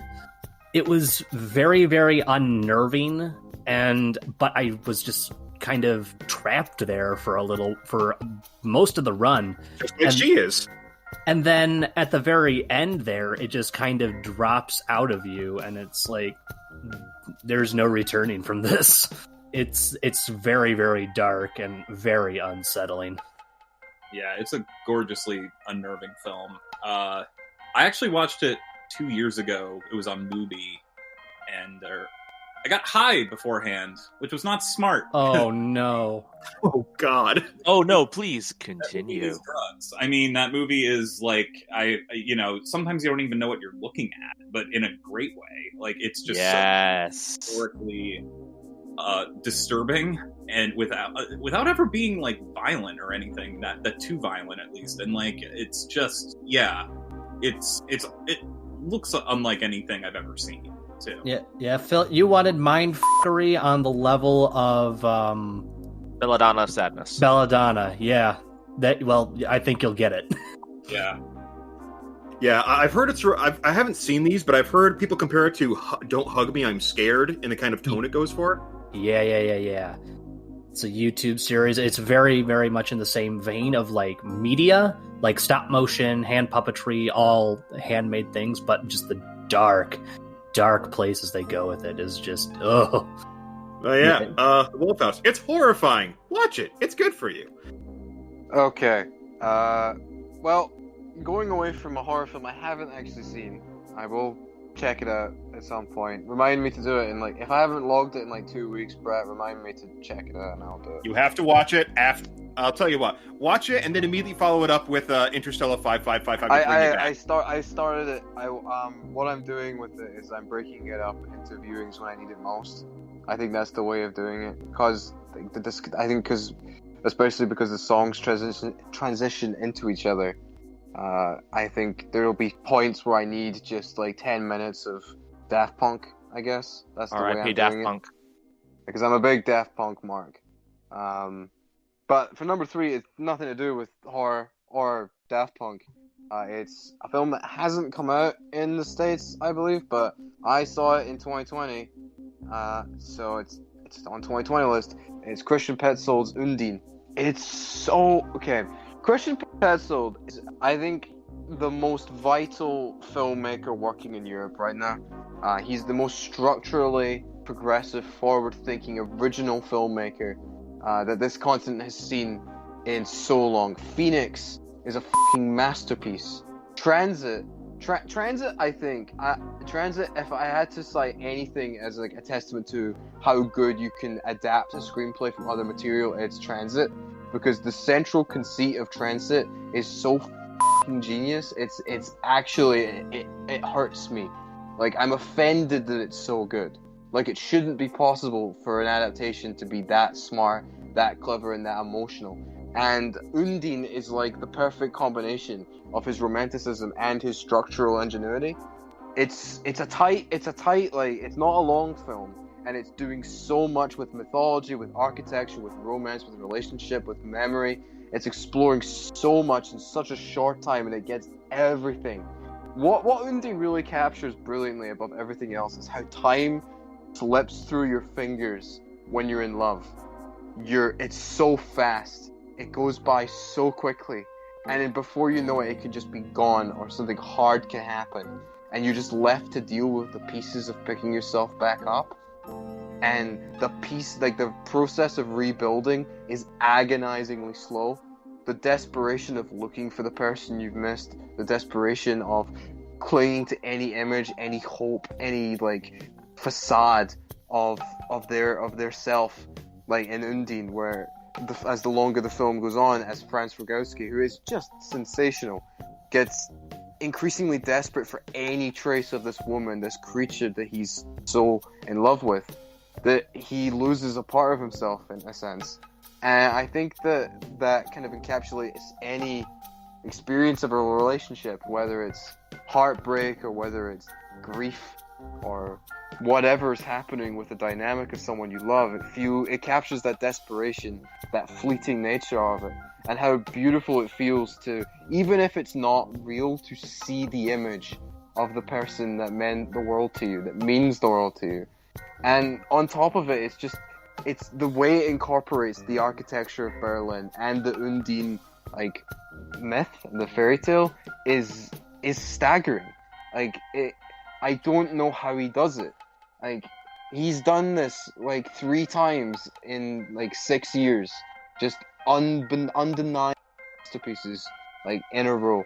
And I think that Undine might be considered slight by some people, and I think that is a gross misservice to it. I think it's a real special film, and I think that if you haven't jumped on the Christian Petzold wave, you're gonna have to do it soon, because the man is one of the most vital auteurs we have, and it's a testament to how much I love the top 2 that didn't make number 1, because it easily could have. Undine is finally getting a wide release in the US in June, I believe. Oh, hell yeah. but me and Tyler hacked into the Chicago Film Festival in order to watch it. And yeah, if it weren't being an authentically released in June, it would be at the least in my number 6 spot, possibly ousting Driveways. But yeah, it's such a damn good film. The thing that I loved about it was the just interplay between real life and just like the slightest hint of fairy tale fantasy that's woven throughout there. Like that, where you're even questioning whether or not, like, was it kind of fantastical? Was it not? Is it in their heads? Is it real life? Like that balance there wasn't frustrating at all, and it was just like that right amount hint of it to make it memorable. It's so good. Like, magical realism for me can go either way very easily. It's not something I'm completely in love with. Sometimes it just doesn't work for me, but in Undine's case, it works perfectly. And there's just like the little gestures of it that make it like even more special. Like the way that Franz lingers on the train station, like when he's saying goodbye to her, like he lingers there. Or the feeling of waking up and finding that there's been no text from the person that you love, and just that kind of deflating feeling that you get when you wake up and see nothing. Especially when there's like this kind of desperation or like lack of knowledge about how they're doing, how their health is, if they're okay. Just that feeling of waking up with hope and having it immediately be deflated because of a lack of a notification on the phone screen. That really stood out to me. And not to spoil it because it's not come out yet, but the final 5 minutes are some of the most emotionally provocative sequences I've seen in a film in a long time. I think it's really special, and I hope that people get to see it. I would love to be able to be vaccinated and see it in a theater. That would be f***ing great. But I hope that people get to see it in any way, because it is so special. So that's my number 3. Hot damn. So my number 3 is a film that was mentioned earlier. It's Dick Johnson is Dead, which was my favorite documentary of the year, which is Dick Johnson is Dead. It was in a year where I thought documentaries made up most of the best films of the year. I think this one really, really moved me, even more so than anything else I saw this year, at least in a nonfiction narrative. But as Ty covered before, it's about Kirsten Johnson is a filmmaker whose father is dying of dementia, and because she doesn't have many memories or doesn't have a lot of photographs or video footage or just any type of visual forms of memorabilia of her mother, she wants to make this film about her father dying. And I loved it because it also, for me, brought up ethical questions about documentaries in general. Like, if film is consistently being reflexive on whether or not this is morally okay to be doing this, or if Kirsten Johnson is just using her father's death and using this grieving process and is kind of, doing this for her own mourning process without her father really being able to, mourn his own passing. And I think that I know that Ty, you had some issues with the ending, but I actually found it to be very provocative in how most people never know what's going to be said at their funerals, and he got to see his own funeral. And Kirsten Johnson has even said that there will not be another funeral for when he actually passes. And I found that to be, as someone who's deeply afraid of ever losing their parents, even though it will obviously happen one day, I found this to be beautiful in exploring, parental bonds. And it pushed documentary filmmaking into a direction I've never really seen before, in my opinion. So yeah, Dick Johnson is Dead, my number 3. A film similar to Wolf House in that it gets worse the more you read about it, because I remember Mike Snydell had a podcast a couple of months ago where I believe he was talking, it was one where Brian wasn't present, but I believe his guest actually had spoken to Kirsten, and unfortunately the plague had cut her off from her father, and he was stuck at a nursing home during the plague, and she hadn't heard from him in a while, and she was really hurting, trying to reach out to him. So no idea. So yeah, hopefully they're doing better. Maybe they'll be able to reach out over Zoom or something. But yeah, Dick Johnson is a very affecting film, definitely. So my basic bitch movie is one that I have an extremely difficult time telling you exactly what genre it is. because I don't think this movie gives a crap about that. I don't really think it cares about a lot of things except talking about the traditions of life and how that should be, respected, and how if you're going to go into somewhere else, you need to make sure you're showing respect. You're not there for pure destruction, because if you mess with Bacurau, you're going to have a bad time. I only mean that in terms of villains. If you watch Bacurau, it's a phenomenal movie. It's a movie about this tiny, no-name town in Brazil that they're just barely getting by. They're doing the bare minimum that they can, but it seems like outside forces, namely Brazilian politician and colonialist tendencies, are out to threaten them. And the film has a lot of those moments where you're like, oh, this is not what I thought it was going to be. Oh.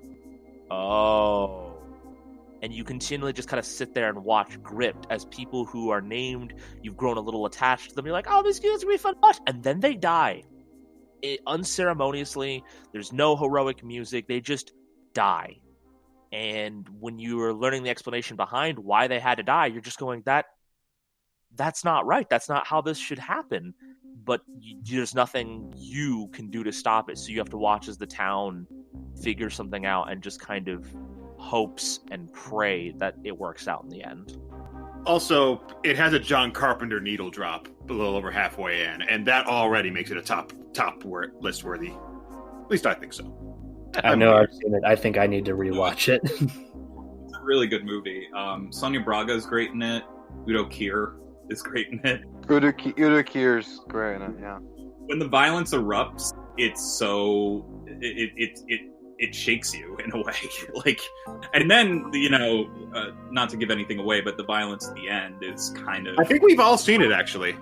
Oh, I've seen it, yeah. Yeah, I really dug that movie. Yeah, damn good film. So I told you guys earlier a little bit of a hint about this one, that I said there was a Monster Hunter movie that isn't actually Monster Hunter, that I feel like is the Monster Hunter movie we probably deserve. A little movie called Love and Monsters, if anyone has heard okay. of it. No, I all right, you're forgiven. All right, that's a good movie. Yeah, no, I'll let you have this. That's a really good movie. What did you think it was?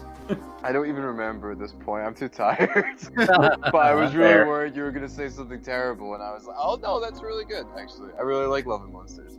No, yeah. I was really surprised by this. This was brought up to me by a friend of mine when they just came over one night and was like, hey, I found this movie. We should watch it. They come over, we put this on, and it starts out as one of the most generic things you've probably seen. Like, guys stuck in this bunker with a bunch of people, and no one really thinks much of him. They see him as the cook, but he kind of doesn't do much to really convince them otherwise. He's cowardly. He can't shoot the monster when it's right in front of him. So what does he do? He finally decides, you know what? I'm going to go out. I'm going to find my girlfriend because she sees me for who I am. And I don't have to prove myself to you guys. I'm just going to go to her. Interesting turn. And he meets people on the surface who train him up, show him the way things are. And much luck this kid has. And it turned out to actually not. And even the things that are terrifying are genuinely survivable if you have intuition to kind of work your way around them. Their designs are absolutely tons of fun. Even if they're based on actual animals, they are so good, nice to look at. I really enjoyed them.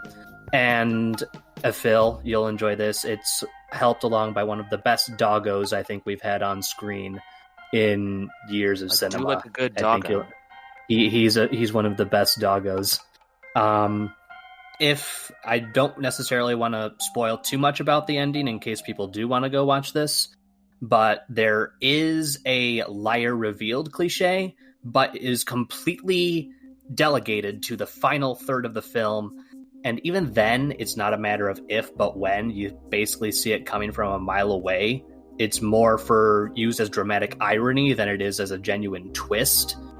So it's very, very well integrated in that respect and makes that final climactic bout that much better.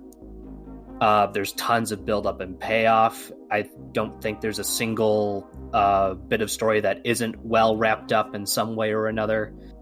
it was just a great adventure with genuine character growth and a real good story to tell that was just an absolute breath of fresh air from some of the schlock that 2020 had been putting out. So, no, yeah, my number 3, Love and Monsters. Definitely check it out. I will say, Love and Monsters seems neat, but does it have Ron Perlman with JRPG hair? Because Monster Hunter does. Does it need to have... They're both excellent. Why put brilliant movies against each other? This isn't the Thunderdome. Ron Perlman in his bad wig just gave me so much life. I still need to see Monster Hunter. I'm actually working through the Resident Evil movies right now, and I'm on the 4th one, so I think I'm gonna... Yes! So I will say this for Monster Hunter. There is a scene early in the film that is the most horrifying thing that Paul W.S. Anderson has done in 7 video game movies. So it took you 7 tries, but you finally almost made a horror movie, Paul. Congratulations. Event Horizon is horrifying. What are you talking about? So my number 3 is a movie. I think we've already talked about this a little bit in Honorables, but it's Nomadland. I find this movie to be really insightful, really heartfelt. It's a really just kind of slice of life portrait of an aspect of life in America that sort of interrogates the conceptions that we are born with in this country and what it is to like live a normal life and to have a home. Now, what's interesting to me is I haven't read the book this is based on. I have it, but my mom did read it. So when we watched the film, it was really interesting comparing notes because the book is very much a collection of accounts from after the recession. And the movie, I feel like, is a little bit more romantic in its portrayal of the nomad life. Nothing says romance like pooping in a bucket in a van. Yeah, see, and this is one of those things where I totally can understand why there might be some pushback to this, especially when it comes to the film's treatment of Amazon. The book, Nomadland, is honestly one of the big whistleblowers when it comes to Amazon's treatment of workers in the workplace. And it's very scathing. Whereas the movie, I don't know if it's because they had to pay for the rights for the logo. The movie's very even-handed with the Amazon warehouses. It's just kind of a job she goes to. Oh yeah, pays good, and they really don't really touch on it all that much.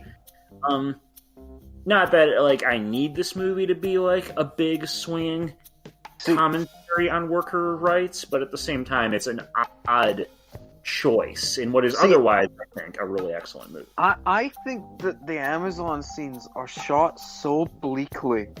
They're so oppressive in contrast to the rest of the film. Like, there's such freedom to McDormand's movement, to the interactions between the nomads. And then she goes into this fucking warehouse, and she's alone, and the lighting's bleak, and everything's cramped, and it's all overwhelming.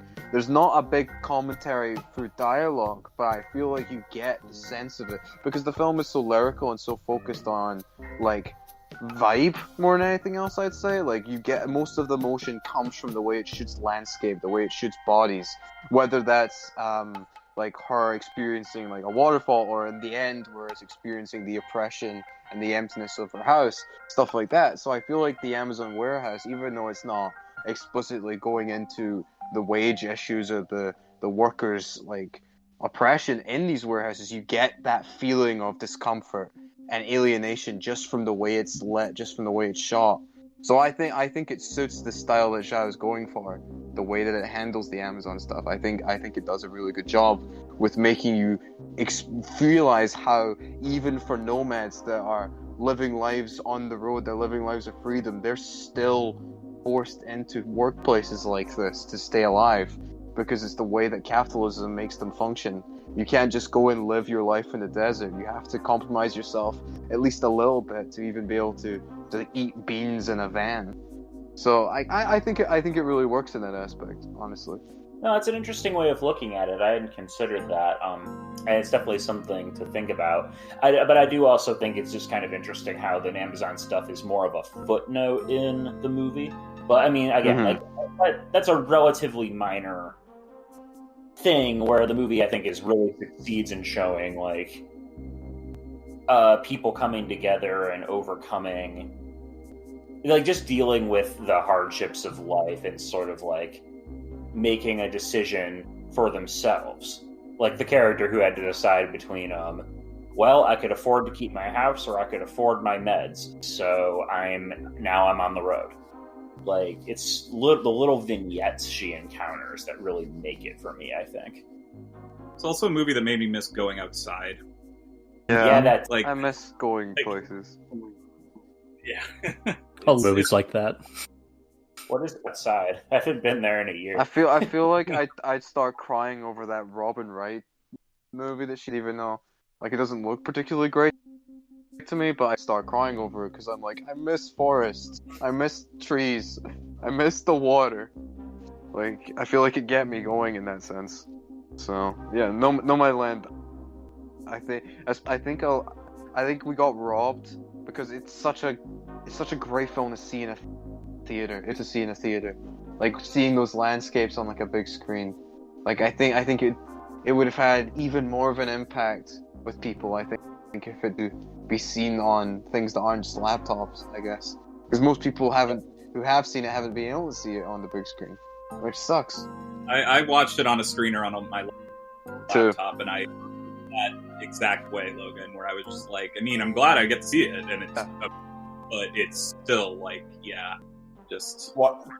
It was better the second time when I got to watch it on a 50-inch TV. That's for sure. But this is unrelated, but my enjoyment of Tenet was probably hampered by watching it at 12 frames a second at 4080p on my notebook. Oh my goodness. Yeah, that'll damage the enjoyment of pretty much everything. At that point, I just wanted to stick it to Nolan, so good job, Chris. You killed cinema. Good job. Way to go, Chris. Slightly more optimistic direction. My number 3, like I with the Five Bloods tying in number 5, my number 3 is World of Tomorrow, Episode 3. The Absent Destinations of David Bryan, because I need a healthy dose of cheerful nihilism in my day-to-day. Don Hertzfeldt is an international icon, and I am definitely supporting that Kickstarter for putting all 3 World Tomorrows on Blu-ray, because I want to own that shit. I want to be able to laugh at the destitution of my approaching lifestyle. And I would like to install the holograms that scream at me for 40 pence. And maybe grow gills, because why not? And think about the possible love of my life sending me messages in the future into my brainstem directly, and me murdering so many other clones of myself in order to get to her. That's sort of the vibe I enjoy in my day-to-day life. I love everything Don Hertzfeldt touches. There's so few things I dislike in his work. Like they're negligible at best. And World of Tomorrow Episode 3 is legitimately.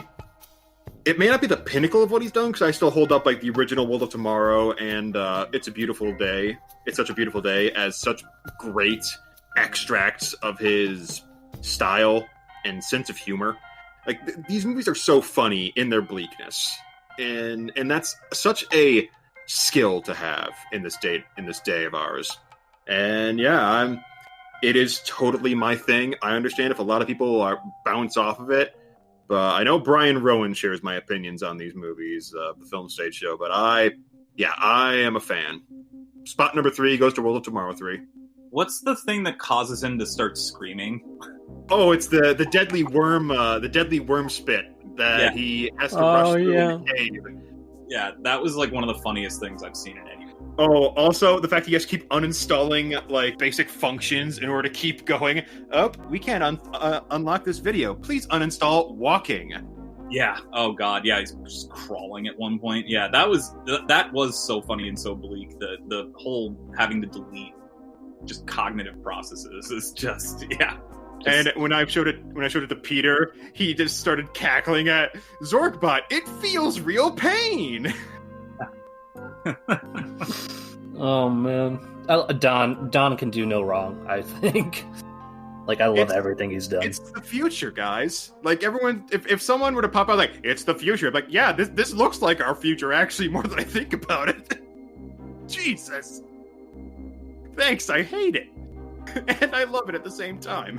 It's such a beautiful day. It's so brutal. Like, that's one of the most brutal things I've ever seen. Like, I did not like the first thing I saw when I saw the first World of Tomorrow. I thought it was tacky and overdone, but then the more you sit on these films, the more you're like, no, this is actually good if you think about it, not the other way around. Like most, and that it's bad. It's like, oh wow, this is awful, but it's great. But it's such a realistic direction that I can see, especially America, going. Hell, capitalism. Specifically America, with how we commoditize everything constantly for no reason other than, well, we can.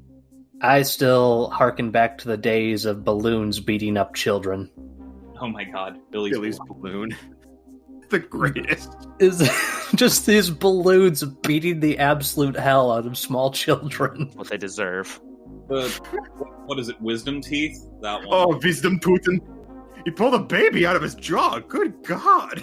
Hey, that freak is eating babies. Good thing we brought these pointy knives. Well, number 2, it's been mentioned, but for film, because technically I didn't see my number 1 in 2020, but I'm accounting it because it's so important to me that I think I need to put it at number 1. But number 2 is the best 2020 film I saw in 2020, which is The Five Bloods, which is it's so emotional. The ambition that's I don't get people calling it messy. Like, I've never really gotten that critique with Spike because he's going for a lot. But the core emotion, the core idea of his work is so prominent and so strong, and it bleeds through everything. He's always been a very forward-thinking, very eclectic, very, very experimental in a way filmmaker. He's always pushed boundaries, whether that's of like societal or formal or anything. And I think The Five Bloods is just a masterpiece. I think it gets everything. I think it's one of the most emotionally complex, stylistically forward-thinking, and just straightforward, just unbelievably audacious filmmaking. It's the kind of movie that makes me realize all over again why I love movies, why I've devoted so much time of my life to seeing over 6,000 of the fucking things. Why I keep doing this. Why I watch movies every day. Why I want to make my own movies. And there's just something about the raw emotion on display. And I don't think there's a better scene in any movie, and there's not 2 better performances in any movie from 2020 than Chadwick's Ghost's last scene with Delroy Lindo, where there's this, even though it's not like tangibly real in the physical sense, it's a moment of reconciliation, of forgiveness, of catharsis, of healing, of 2 men being able to accept each other, being able to relieve each other. And I think that the decision, even though it was based off of budget, the decision to not de-age Delroy and the other cast members in the flashback sequences is perfect, because it makes Chadwick feel like a ghostly figure even more. It kind of reminds me of has anyone seen John Sayles' Lone Star? I have. Yes. Okay, so you know in that movie where Matthew McConaughey is just like, he's a young guy, and he's much, much younger than Chris Cooper, but because of the framing, it always feels like he's the figure of authority. It always feels like he's older than Chris Cooper, even though Chris Cooper lives 20 years more than his dad did. The way it's framed, you feel that sense of authority. And it's the same thing with Chadwick. Chadwick's presence is so strong that even though Delroy's an old man, he looks at this younger figure, this hero, Stormin' Norman, and he sees a figure of authority. He's still staggered by his presence. And that's the kind of ethereal aura that Chadwick brought to his acting. It was my performance of the year before he died. Chadwick, I think it's one of the greatest supporting performances I've ever seen. I know I have a tendency for hyperbole, but I always do mean what I'm saying. I was absolutely staggered by his work here. It was unbelievable. And then when he died, the moment, that reconciliation of a ghost allowing the living to heal before he joins them in the afterlife, that it's impossible to describe the implications of now, because it will always be the scene I think he's defined by and remembered by as an actor, because it's just so it's indescribable. It is why movies mean something, I think. If I had to describe it in a simple sentence, like that one gesture, that one performance, that one interaction, and the whole film. Like, the thing is, like, even just outside of Delroy's magnificent performance, Chadwick's like performance, and all the filming, the tension in the middle with the landmines is some of the most viscerally, like, suffocating and horrifying moments of tension I've seen in a movie in so long. And it's just in the middle of this movie that's doing so many other things that it's succeeding at. The final montage is so good, and the way that it manages to encapsulate not just the trauma of these black veterans who've gone through so much, but encapsulating the dynamics of Vietnam following the war in a way that America really doesn't explore in much detail. I mean, the Deer Hunter, I guess, but that's still framed through a very imperialist landscape, even though I do like the Deer Hunter a lot. The Five Bloods feels like something else in American cinema. It feels something jarring. It's one of cinema's greatest masters putting out another perfect film. And we're so lucky to have it. We're so lucky that Chadwick was able to do it, even though he was going through cancer at the time. We're so lucky that we got that. And even though he was robbed so soon, like, we have this to remember him by. And that's really special to me. And it's only because of one of my 50 favorite movies ever that it's not number one. So that's my take on The Five Bloods. I adore it. Actually, if you don't mind maybe changing up the order, may I jump in here? Because The Five Bloods is also my number two. Double up. Basically everything you said, Logan, and that so much more. But the absolute timing of this movie's release, along with Boseman's unfortunate passing, just elevates this to a level that goes beyond the movie itself in so many ways. And the thing that really struck home to me about this one is just the characters. All of them are so fleshed out and just so very real.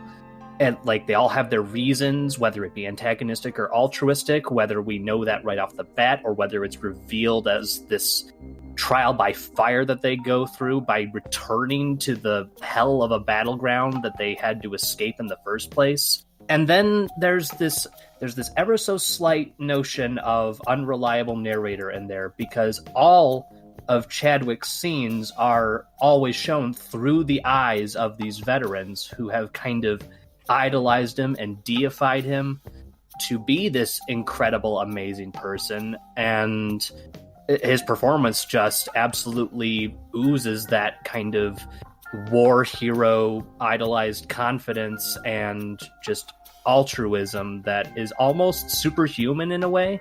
But I'll be damned if he doesn't just absolutely own every scene he's ever freaking in.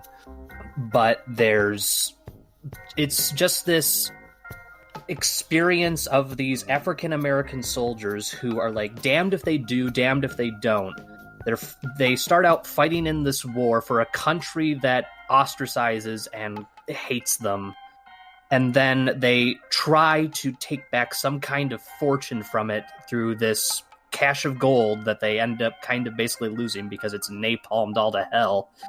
And the only way for them to even come close to like making any sort of truly substantial lives for themselves is to go back to that hell that they have already been through, brave it a second time just to kind of make it in any sort of respect, at least maybe in their eyes.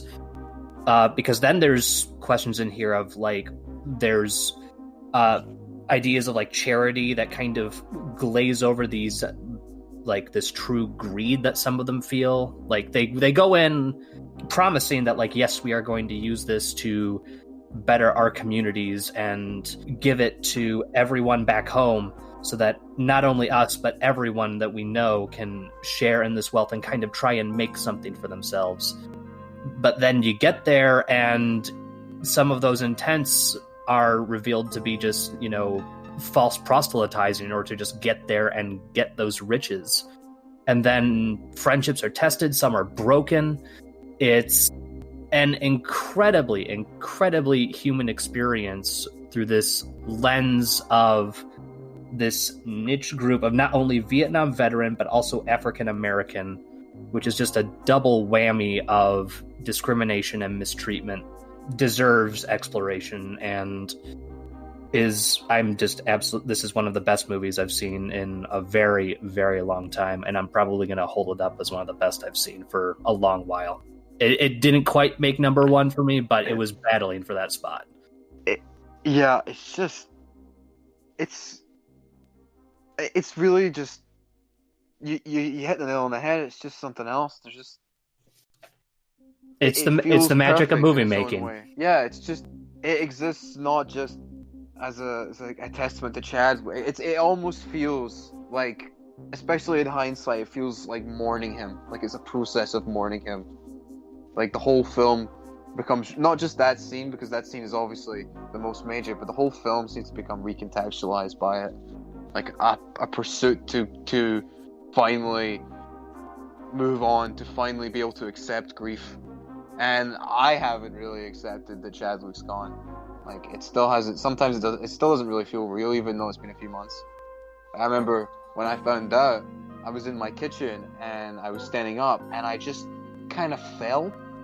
Like I just didn't really understand what was happening. It's like my legs lost the ability to hold my weight because I didn't believe it. I didn't process it. It didn't seem possible that someone as young as him, as larger than life as him, could just be gone like that. And the film's kind of about it. It's just Storm and Norman is this unbelievable figure of authority, and then one bad instant of luck, and he's gone forever. And the people that are left to pick up the pieces and linger with it for the rest of their lives. And Delroy Lindo, double the age of Storm and Norman, he's still scarred by it, he's still haunted by it. And that I think it gets the root of trauma and grief in such a raw, in such a necessary way, that even though it was my film of the year, or at least it was my film of the year that I saw in 2020, it was that before his death, and now after it, it's just even better. It's honestly, it's a miracle it's not number one. I know exactly. It's so good. Spike just so good. Point is, it made the list. It did make the list. Yes, it did. Yes. I can't even imagine what both of your number ones are now that you've been rightful. Go. Well, we know it's not Money Plane. If I'd said Money Plane after that, you would have had every right to slap me. As much as I love Money Plane, like you can't put it number one after going that hard on it. No, Five Bloods. So, but yeah, no, it's really special. But whose turn is it now? It is now Charlie. We got caught in our own loop. No, it's fine. It was everything you said was incredible. It was a beautiful duet. Yeah, absolutely. Yes. My number two is Kelly Reichardt's First Cow, which is making me sad merely to think about how so good. A year ago, we shut the movie theater that I work at. We shut the theater down halfway through its opening day. And I remember that everyone in the office, we were like, are we going to close? And then everyone in the office went to go see First Cow at 4 o'clock. And we were like, game over. And it out of all the movies that I wish I could have seen in a theater, this is the one that I truly wish I could have seen on the big screen. And I think that it was so close. I was so close to seeing it on the big screen, made it an even more bittersweet watch at home. But I think Kelly Reichardt's one of the best filmmakers working in America today. I think she's one of the most patient and quietly empathetic and meditative American filmmakers right now, I think. It's about a chef in Oregon in 1820 named Cookie who befriends a Chinese immigrant who is on the run for killing a Russian man. And they try to start their own business by making biscuits. The only snag is that they have to steal milk from the only cow that is currently in the territory. Yeah, in the territory, who's run by Toby Jones's chief factor. In its own way, it's kind of a heist movie, even though it doesn't play like one in a convention. It's an ASMR heist movie. Yeah, but the way that it examines the bond between these two men very much reminded me of another great Reichardt film, Old Joy. She there's something about the way she captures male friendship on screen. Yes. Tender and so lovely in a way that I don't think even many male directors can properly convey. And it's also very much, critical of capitalism in a very subtle way. And the way it bookends its opening scene with the final shot, it's just haunted me ever since I've seen it. And like every Reichardt film, I always love them when I see them. And then the more time passes, the more I just have utmost respect for everything that she's been able to do, because I think that she's, how there are some filmmakers where it's like, I see the movie twice in order to get it. I think Kelly Reichardt is that filmmaker. It's just like, oh my, in Christopher Boulevard's beautiful cinematography, tender moments between the two main characters. John Magaro, the look in his eyes, it just conveys so much without saying a word, and how much this pursuit of running his own business can mean for him, and the danger is actually so palpable when they have to just keep making one more run to get milk, even though they know that people are on them. It's never hitting you over the head with over the top music. It's just images and beautiful compositions and performances all around, and the set designs and the costumes in this film feel so lived in. I could gush about this movie forever. So yeah. First Cow, my number 2. Let's say, for as much of a, like you said, a heist movie as it is, you're almost kind of just cradled by it as you watch. Like, it just kind of, I think Brett said it as it just brings you into a lull, but it's kind of just this very, very naturalistic trance of like admiring what's on screen for the most part. It's just very, very soft. It is. It's a soft movie. In its own, and it's also very much a commentary on, on capitalism and how things aren't much different now, too, in its own subtle way, without ever hitting you over the head with it. So, I will say we had a great double feature that day with First Cow and Ginger Snaps, of all things. Oh, wow. It was a great day in cinema watching history. Oh yeah, damn good film. This brings us to Phil. Your first loser. Yeah, so my first loser is Nomadland. I've just been kind of keeping quiet on all the times you mentioned it beforehand. Specifically for me, the thing I wanted to bring up about this movie was the first Amazon scene. For those who don't know me, so the two of you, I worked for a company called Target. I think they have them on the East Coast. Not sure if they have them in the UK. Regardless... What, Target? No, never heard of it. Yeah, I just figured. And I worked there for 4.5 years, and it was this soul-crushing, draining job of just day in, day out slog. I had nightmares about the place, and they weren't like scary in the traditional sense. They were scary as in I was just dreaming about working, and not in a good way. And so that first Amazon scene where they're talking about, let's have a fun safety time. And the fact that I'm still working for a different Fortune 500 company, and just the how impersonal it is, the fakest of fake smiles that you can be, and just how through the rest of the movie, it's a struggle for people to figure out what is their version of real life and how they view it. I currently work with a decent number of people who have more money than they should, and a lot of them talk about, oh yeah, we're going to go caravanning or backpacking or camping or whatever. And then there's this movie that shows, hey, this is a way of life for people. It's not a good way of life. This movie is not romanticizing being a nomad. It is just taking you through 1 year. 1 year where we think things are changing, but where does she end up at the beginning, at the end of the movie? Same place as the beginning. Working for Amazon, doing the same thing, and she's learned, she's kind of fallen in love, she's had falling outs, but still the same person who still has to go back to Amazon and still be pitied by everybody, even when she doesn't want to be pitied. She just wants to go back to the way things were before she lost her husband, before the economy collapsed, and before she became something she never thought she could be. And I just mesmerized the entire movie about just how much I've seen a story like that in my life, and they're just good people, and they end up in these situations, and there's nothing anybody wants to do. It's not that you can't do anything, it's that people don't want to do anything. They don't want to look at all of the people who have lost their livelihoods, who are in their 60s, their 70s, who don't have anybody else to rely upon because they were so dependent on that one source of income and that one way of life, is that when they finally lost it, there wasn't anything else. It's the same situation as an old guy working at a steel plant his entire life, and then he gets replaced by a machine and he's too old to work, so he has to go work at Target or McDonald's. It's horrifying.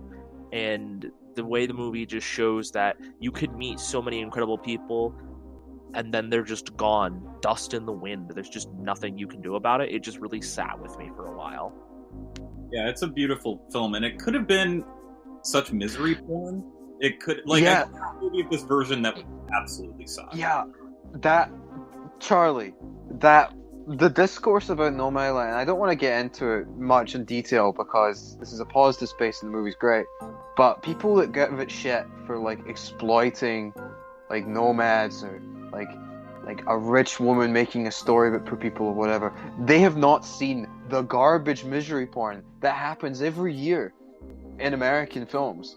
There's so many of them with big stars that are all about the poor, that have no people that are actually poor, that are all f***ing terrible. One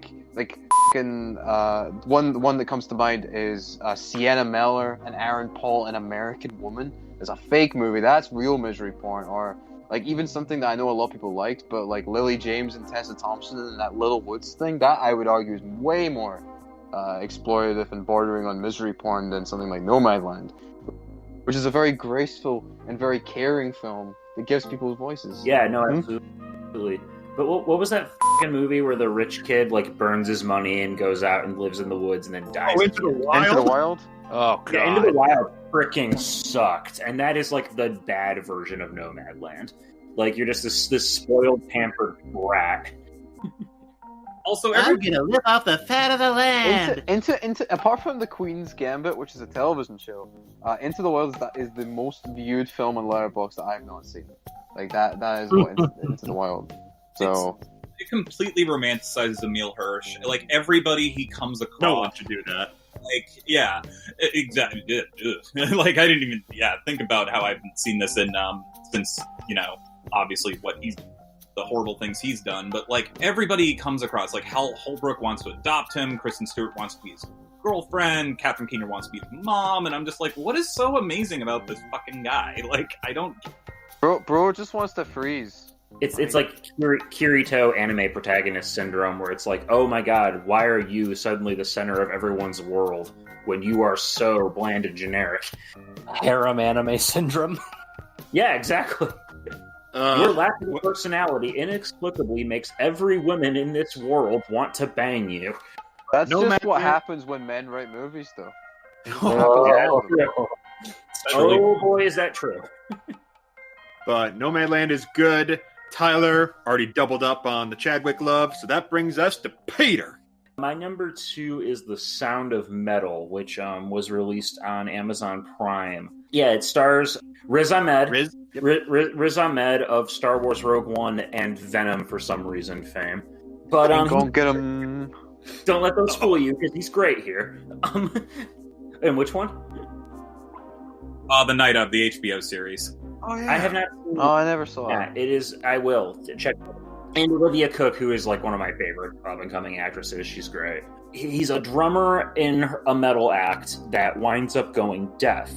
And the whole movie is just him learning how to cope with that. He goes to by a really kind, charismatic guy who's just kind of putting him through therapy, not so much to cure him, but to let him learn how to live with this. And that winds up being, I know that, and because it gets into one of those issues in the deaf community in regards to the cochlear implants, because Ruben, the character, really has his heart set on getting those implants and getting back with his girlfriend and going on life is just all hunky-dory. But that's not how it works, like life has changed, and you either you have to deal with that. And this all culminates in one of my favorite scenes in recent memory. He gets the implants and goes to talk to the house owner. Paul Racy. What's it? Sorry. Paul Racy. Paul Racy yeah, is so good in this movie. Oh, it's magnificent. If he doesn't get a Best Supporting Actor nod, I'm going to scream. It's not going to happen, unfortunately. I'm shocked that but it doesn't seem likely at this point. I know, and it just makes me sad because he gives such a genuine, like, he looks so legitimately anguished that he couldn't do more for this guy. And, like, it's breaking his heart that he has to tell him to leave because, he has to consider the other people that he's taking care of. And I just thought it was a really beautiful, really powerful film. Again, this is another one of those, when I first watched it, I was a little taken aback by the abrupt ending. But upon watching it again, I realized that no, that's actually very intentional. And it ends at a point where he realizes, he realizes that the path he's been taking isn't going to lead him anywhere, and finds peace for the first time in the whole movie. And it leaves it kind of open-ended what would happen after that, but in a way that is like still thematically very resonant and satisfying. Good film. So yeah, it's a great film. I really enjoyed it. I also think the final shot is Ahmed is amazing in the entire film, but that final shot is just incredible and completely dialogue free too. It's just his face. It's just yeah. I'm a sucker for telling stories without words. Visual language is like one of the best things about movies, and yeah, that whole scene just tells you so much just based on the sound, the distortion of sound and silence, and the expression on Riz Ahmed's face. Yeah, sound design is also just a lock-in that movie. Mm-hmm. Oh yeah. Oh, sorry, Charlie, you go. Oh no, I'm sorry. That I just wanted to mention. Yeah, how is it not going to win? If it doesn't win sound design, that's insane. But sorry, Logan. What really sold me on it was because like it came out. I saw it about a month after I saw Mogul Mowgli, which also has Riz Ahmed, and it's also about a musician suddenly being afflicted with a life-altering disability that changes his perceptions of music and the world. Came out. I saw it right after that. It's crazy that both came out so similarly because they're very similar films. Only Mogul Mowgli is more abrasive aesthetically. It's more experimental filmmaking wise. But Sound of Metal is more human, more focused on relationships instead of the interior of him. But which I think is interesting because the best scene in Sound of Metal is when it's not about anyone but himself. At the end, when he's finally able to embrace silence on his own terms. I think a lot of people might view it as tragic, but I view it as very healing, almost very optimistic, even though it's defined by tragedy in some sense. Like he's able to process it and accept it on his own terms now. Like he has these implants, and but yes, he has these implants, and he has the ability to hear a version of sound. But now he can allow himself to embrace his new life, even with these implants. He can make the choice still, and that makes it feel very optimistic, and is why I think that it's pretty good disability representation. Even though Riz Ahmed isn't deaf, they've clearly put a lot of thought and care into the performance, into the world design, which makes it like a far cry from all the other performances that are just very ableist and exploitative of disabled people. You can tell that there's been actual effort made here, which I think is really important. Yeah, I was going to say, this isn't Finnick Dare paraplegic. This movie's actually like, it's kind of all about like, life goes on. Like, you have to pick yourself up and learn how to live again. Like, at the beginning of the film, when he first is going through this, he's like talking about putting a gun in his mouth, and it's like, this isn't the end. It's the beginning of a new stage, and you have to learn how to do it, but you're gonna make it. Which, I think is a very cool and very uplifting note to end on. Again, we got a lot of good films here. There are no terrible films we've talked about so far, and I love that bringing all of you guys together is just bringing these really good films to the forefront. And that brings me to my number 2, my first loser of the year. It was my number 1 for the longest time of the year, but I saw this at TIFF year before last. My first TIFF, my only TIFF. And I saw this at midnight with fellow cinephile veteran and serial murderer Jamie Rebenall. I saw the Western premiere, or at least the Canadian premiere, of Andrew Patterson's The Vast of Night. I fell in love with The Vast of Night.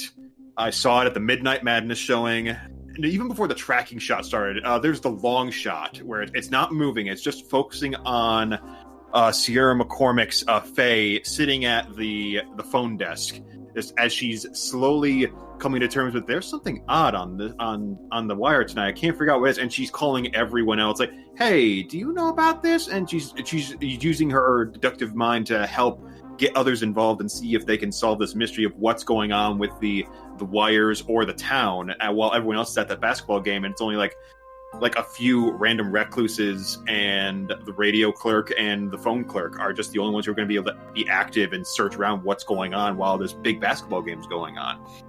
And then immediately after that amazing tracking shot, which was apparently accomplished with a go-kart that was padded all to hell and like part of a drone, when they finally zoom it across the town, across some fields, through the basketball court, back across the town and to the WOTW, nice shout out there, movie radio station with Jake Horowitz, another one of my favorite performances of the year. Just the crisp, crackling dialogue that Jake Horowitz and Sierra McCormick share in the opening bits. I was looking forward to rewatching it again because I wanted to be able to listen to that snap, crackle, pop exchanges with the subtitles, so my ADHD brain could catch up and read every bit about how they're talking about the retro futurism they were thinking about, like how in the future there'll be auto driving cars and tubes will get around. But then the mystery takes hold, and I fell in love with the loving homage. I'm always a sucker for a good late period Twilight Zone that we get released to theaters nowadays, between like this,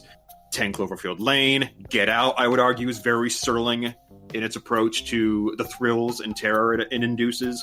And Vast of Night is one of the most oblique and upfront in what it's representing, but I find it a fascinating puzzle box. It's a great puzzle box movie in that it doesn't feel the need to provide too many answers, but the ride you go on is so worth it in the end for me. And I understand a lot of people think it's just a glorified radio drama, and yes, but when the camera takes part in the action, then the film soars for me.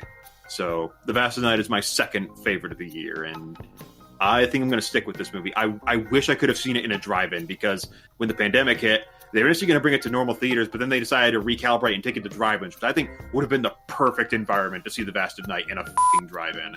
Vast of Night. Andrew Patterson's got a future ahead of him, and I look forward to catching his next big break. Yeah, I mean, we briefly talked about it. I'm glad that it has resonated with you so much, because I can definitely see it having that appeal. It's something that I would probably watch again with a friend or something like that, even though I wasn't head over heels for it. I think the importance of a good vibe in a theater is sometimes make or break for movies like The Vast of Night. Like, a movie can be amplified so much by having a great experience with a crowd. And that's I miss movie theaters so much for that, because sometimes like there's some experiences like seeing Speed in a theater with people, and everyone's starting clapping when the bus like lands over the bridge when it does the leap. Like, stuff like that you can't really get just on your laptop or at your home or watching on the TV or whatever. So then it only comes to life in an auditorium. I think The Vast of Night is a real testament to it, which is why I'm glad I saw it in the theater. We are at the final stretch. Well, we all know it's not money playing now, because I put it in my honorable mentions. Maybe I should have held the conceit on a little bit. Yeah, it was your number one when you did your Twitter thread, your best 100 favorite films thread. Basically, for the Twitter thread, I wanted to do an extended gag, where I was doing all these critically acclaimed movies that I loved, and everyone was wondering, oh, what could number one be? And then boom, it's Money Plane, because I thought it'd be funny. It'd probably be around 20, I'd say, in my normal list. I thought it was funny. But for this, I'm going with something that didn't make my Twitter thread, because I saw it in 2019. I technically put it on my 2019 list, but it has changed for me over the last year. And since it came out in the United States in 2020, I've put it on my year-end list for things I'm doing for United States. And number one, which is Kiyoshi Kurosawa's To the Ends of the Earth. So the thing is, when I saw it in London Film Festival in October 2019. It was one of my first films there. I saw it in a small theater I'd never been in before in my life. I was alone. I'd just been through a big breakup, and I was kind of in between things. It's like one of the rare times in my life when I've just been completely single and just explore it, because I've jumped from a relationship to relationship for most of my not adult, but since I hit puberty. Since I started dating, I've just been dating mostly constantly. So it was a time when I was dealing with heartbreak and I was dealing with loneliness, and I saw the movie, and it struck me as one of the definitive portraits of being depressed and being in a new place, which I was at the time because I was in London on my own.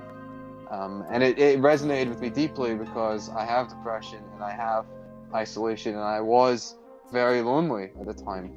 And it resonated with me on that level, in the way that Kiyoshi is such a master of using atmosphere and spaces to create tension.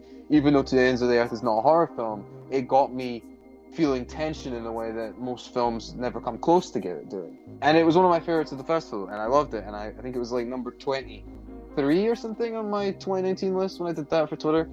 It was pretty high up. I loved it. I've loved it always. And then I fell in love with a new person. At the start of 2020, we fell in love very quickly, and then a couple months into our relationship, she got COVID, and she was hospitalized, and she's still hospitalized 10 months later. It's in and out. It's been this way since the start of April, so 11 months now, actually. And that's meant that a lot of nights I've just been alone in my room with no one to talk to at night, waiting for the news about my girlfriend, if she's going to be alive, if not, what's going to happen. And there's a scene in To the Ends of the Earth where something pretty much exactly the same happens, where the main character is just sitting there in this dark hotel room, staring at her phone, waiting for the news if her boyfriend's alive or dead, and thinking about that scene, thinking about how it feels to be stuck in a place without the person you love, without knowing that they're okay, just stuck in darkness, waiting for news that no matter what will change your life forever, and being stuck in this kind of flux zone where it's either the last moments before your life falls apart, or the last moments of agonizing pain before relief. And there's something about it that captures a feeling that I've never felt, that I've never seen represented in a movie before. Because my situation doesn't have, you can't look it up for what I've been going through just sitting here waiting, because all the advice is go visit in hospital. It's for people whose partners have cancer or something like that. This is an unprecedented circumstance. So the only time I felt any real solace was with To the Ends of the Earth, because it was the only thing after this entire year that seemed to understand what I was going through, what was happening with me. And on top of it, Kiyoshi is just one of cinema's great masters. The way he uses space, the way he uses interiors, the way he uses exteriors, particularly in this film, is so overwhelming and almost oppressive with how alienating it is, without ever demonizing the culture of Uzbekistan or portraying them as the others, which a lot of filmmakers might have leaned into. But instead, Kiyoshi makes a film that's not only about depression, not only about potentially losing the person you love, but being able to get through it and find beauty in the place that's alien, able to find beauty in the hotel rooms, in the mountains, in the small villages, everywhere. You get through it, because that's what life is. It's this roller coaster of shit. And a lot of the time, you're stuck in midair, waiting for it to drop, waiting for everything to fall apart. And the build to it is just unbelievably exhausting and intense. And it's the scariest part, not knowing when you're going to fall, when it's going to be okay. And then right at the end of To the Ends of the Earth, it goes down. And it's scary for a little while. And then the adrenaline kicks in. And you realize that it's going to be okay. Whether it'll be okay when you get off, that's a different story.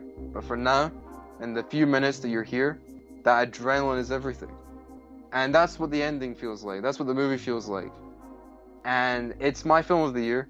and it's probably my film of 2019 now as well, actually, and that's saying something, because it's the kind of thing that movies are shaped by the people that watch them, and for me, and I'm the only person that is me, this is the film of the year, because without it in 2020, I don't know if I'd been able to cope with it all, and I'm still here, and I'm still ready to get back on that roller coaster. So that's why it's my number one. Yeah, it's a beautiful film. Damn, Logan. Last week, so I'm like, oh man, yeah, I feel bad for not liking it more, but I still really enjoyed it. But it's like, wow, shit. Yeah, I mean, like, again, the thing is, I can't expect other people to see it the same way. It's like Tron Legacy. I can't expect people to see it as the best movie ever just because I saw it and it changed me. Like, that's the way it is. It's just sometimes those movies hit you in a way they don't hit anyone else. And sometimes that's alienating, especially when you're trying to convince people this is actually a masterpiece. But other times it feels like it's like a comfort blanket at the end of a long day. Like, even if it's not for anyone else, it's for you. And that's what To the Ends of the Earth feels like. It feels, even though it's sad, even though it's depressing, even though it's scary, it's welcoming by the end. And I think in a lot of cases, some of the darker art is actually some of the most cathartic for me.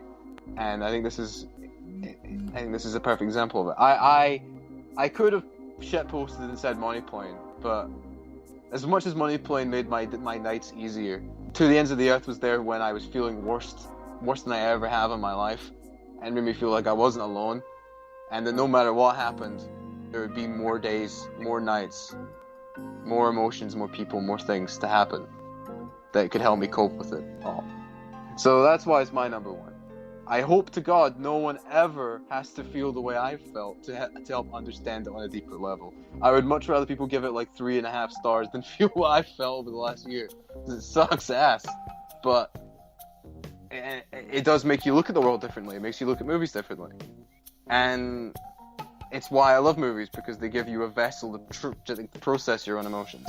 So I'll shut up now, and I'll let other people talk about their number ones. You see, I was inviting you on to shitpost and talk Money Plane at number one, so me and Tyler could laugh with you, and here you are getting us all emotive. God damn it!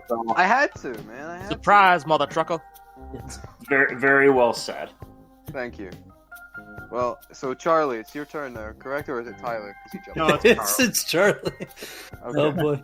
So my number one is Amy Seimetz's She Dies Tomorrow, which I remember when it was coming out, everyone was like, the movie of the moment. Like, is there a movie that speaks to our time more than this one? Because it's about a supernatural, essentially, I mean, we don't really know what it is. It has a supernatural-like presence of this one woman, played by Caitlin Scheel, has this fear that a certain fear, she's certain that she's going to die tomorrow. And then her friend Jane Addams comes over and is like, what are you talking about? You know, you're just anxious and paranoid. And she's like, no, there's no tomorrow for me. And then Jane Addams leaves, starts to feel like she's going to die tomorrow. And then the process keeps going with the more people interact with one another. And as someone who has suffered from anxiety and depression for more than half of my life, I actually connected with this movie in a way that I wasn't even really thinking about COVID while watching it. It's a film that very much captures, in my opinion, like how it captures our fear of death and our craving of death because of how unknown it is. Like, you know, for all I know, I could walk outside and a piano could drop on my head after I'm done recording this podcast. Like, we never know when we're going to die. And as someone who's dealt with depression to the point where I have had suicidal ideations, it is a movie to me that is about confronting how we're never going to know when we're going to die, but is it, and what's scary is wanting to accept it on our own terms and knowing when it will come so we can make peace with it. And then also the biological thing is that, you know, that anxiety and depression is an illness and that your body never really wants to die. The ending of this film is basically one character saying, I'm ready, and then reverts back to her saying, I'm not ready. And it just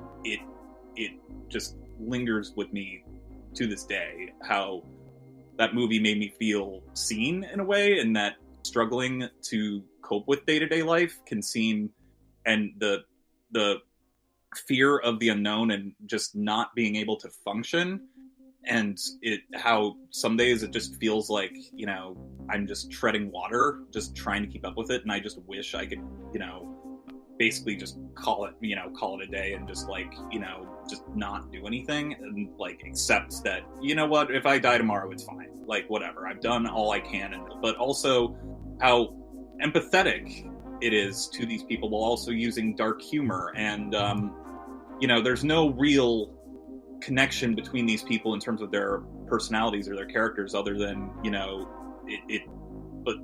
but depression and anxiety has no motive. It has no real anything can trigger it. It could be anything. It's a mental disorder. So like, I took it as an allegory for that. I found it to be deeply moving and disturbing, and yeah, I feel like I'm rambling, but yeah, it hit me on a very personal level, and that's why it's my number one. Me and Tyler only just caught up with this last month. On your recommendation, actually, I thought, like, well, it's Charlie's number one. Maybe I'll check it out. And I feel like I'm the only one who has this as their number one of the year. Oh, yeah. Probably. Well, maybe Amy Steinmetz does. I mean, but... I'm probably the only person who's To the Ends of the Earth on number one. So it's like, it's what it is, you know? Yeah. But what hits us the hardest, and that's what counts. Mm-hmm. I didn't really care if she dies tomorrow, but like, I'm glad that it exists because it meant something to you. And that's what really matters, is those movies that make the connections with people. Yeah. Like, that hit on that personal level. In my experience watching that one, it felt less like I wasn't watching it like as an exploration of like depression and anxiety. I saw it more as kind of like a psychological experiment of like, okay, what will different people do if they are convinced that they will die tomorrow? And like, it ran the gambit. Like, there were some people who decided to take matters into their own hands and just do it because it's gonna happen. Or there's the people who, like the girl at the very beginning who just plays Lacrimosa on her record player over and over and over, just because, like, I'm in that mood, and this is the only thing that really feels like it, like, matches my tone. But it's like, I've been there. I've been in those moods where it's like, play the same song on repeat. I don't care how repetitive it gets. It's what I'm in right now. It was just an interesting jaunt with just this one question that had such a wide variety of answers for different people, and it was definitely a different experience for me. Mm-hmm. It's certainly that too. I mean, I think what's great about its ambiguity is you can read it a bunch of different ways, frankly. Oh, absolutely, yeah. Well, still, film worth seeking out, definitely, just to make your own formative opinions on. Phil, bring us the greatest story ever told, or else. Boy, wow, all right. I don't really know how I'm going to follow up two actual professionals bleeding their hearts out on movies that have really made an impact on them. So I'm going to cop out and say The Old Guard's my number one of last year. And this for a couple of reasons. Besides last year being really blasé, not really a lot happened for me. My life hasn't really changed all that much in the pandemic, which terrifies me. I live a certain kind of lifestyle, which I learned was called quarantine. And I'm always looking for an escape. I'm always looking for something that takes me to another place that I can just kind of forget for a while. You know, I really started dabbling in marijuana in the last year, which has been helpful with that to a degree. But The Old Guard is my number one, not just because I want Charlize Theron to step on me many times. Respect. But also because the movie deals with love and loss in it. And it's very easy for me to just, it's a funny action movie with you know, two gay guys from the Crusades who fought each other and now are deeply in love. The love of my life was trapped at the bottom of the ocean in a sarcophagus, endlessly dying and drowning, which is the most metal thing I heard all last year. Oh god, the fucking Iron Maiden. But it's also terrifying to think about that you've been separated from somebody for so long, and you just kind of give up, and that you have to throw yourself into your job because you are the best at what you do, but then eventually you lose the thing that gives you the edge of everybody else. And then what are you? Who are you? and how do you continue on with this? And the fact that everyone kind of felt so like a family, but yet so at the same time so incredibly alone because of just the vast and sheer amounts of time they've had to spend together is just something that kind of stuck with me. And I do kind of hope for a sequel so that they can continue to explore, you know, how certain characters do and feel about the way they exist. I want to go more into that longevity and that impact because, you know, a lot of us are afraid of dying, but people don't really consider the alternative. You know, if the game's not worth the candle, what do you do? I mean, if you're immortal, you can't just quit like other people can. You can't just commit suicide because that doesn't solve the problem. So you have to go to your situation and figure things out. And characters in this movie take their time to really kind of talk a little bit about it, not get too much in detail. But, you know, they make different choices because, like, no, this is the way that we can finally end our story or find meaning in ourselves. It's those little acts that no one's supposed to ever notice. And that somebody takes the time, puts them together and says, no, what you do matters, has mattered, and will matter. And that just also shows that, yes, you know, those of us in this call might not be a bunch of superheroes who live immortally, but our small impacts can actually help change the future for the better. And it gives me just a little bit of sense of hope. Well, that's what you think. Yes, that is what a podcast is for, is what I think. No, I have it on good authority that Brett goes out every night and beats up criminals with his bare hands. Oh, shit, sorry. Edit this out.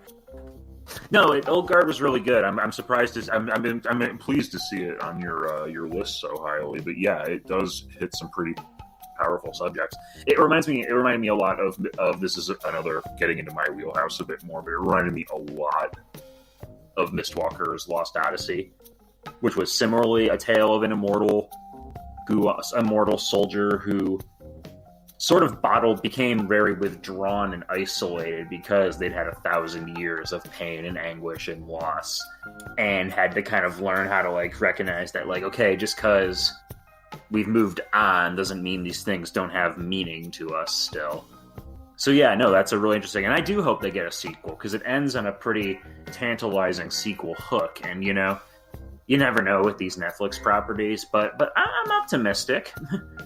I'm definitely down for it if we get more of Charlize Theron action sequences. Like, yes, please. And again, it features Dudley Dursley getting yeeted out of a skyscraper. That was also very cathartic. He's acted pretty well since he left the franchise. Ty, I have an inkling. You haven't? I bet you're right. I will actually say you are probably going to be right. My number one is Wolfwalkers. All right, we're doubling up. All right, you and me, man.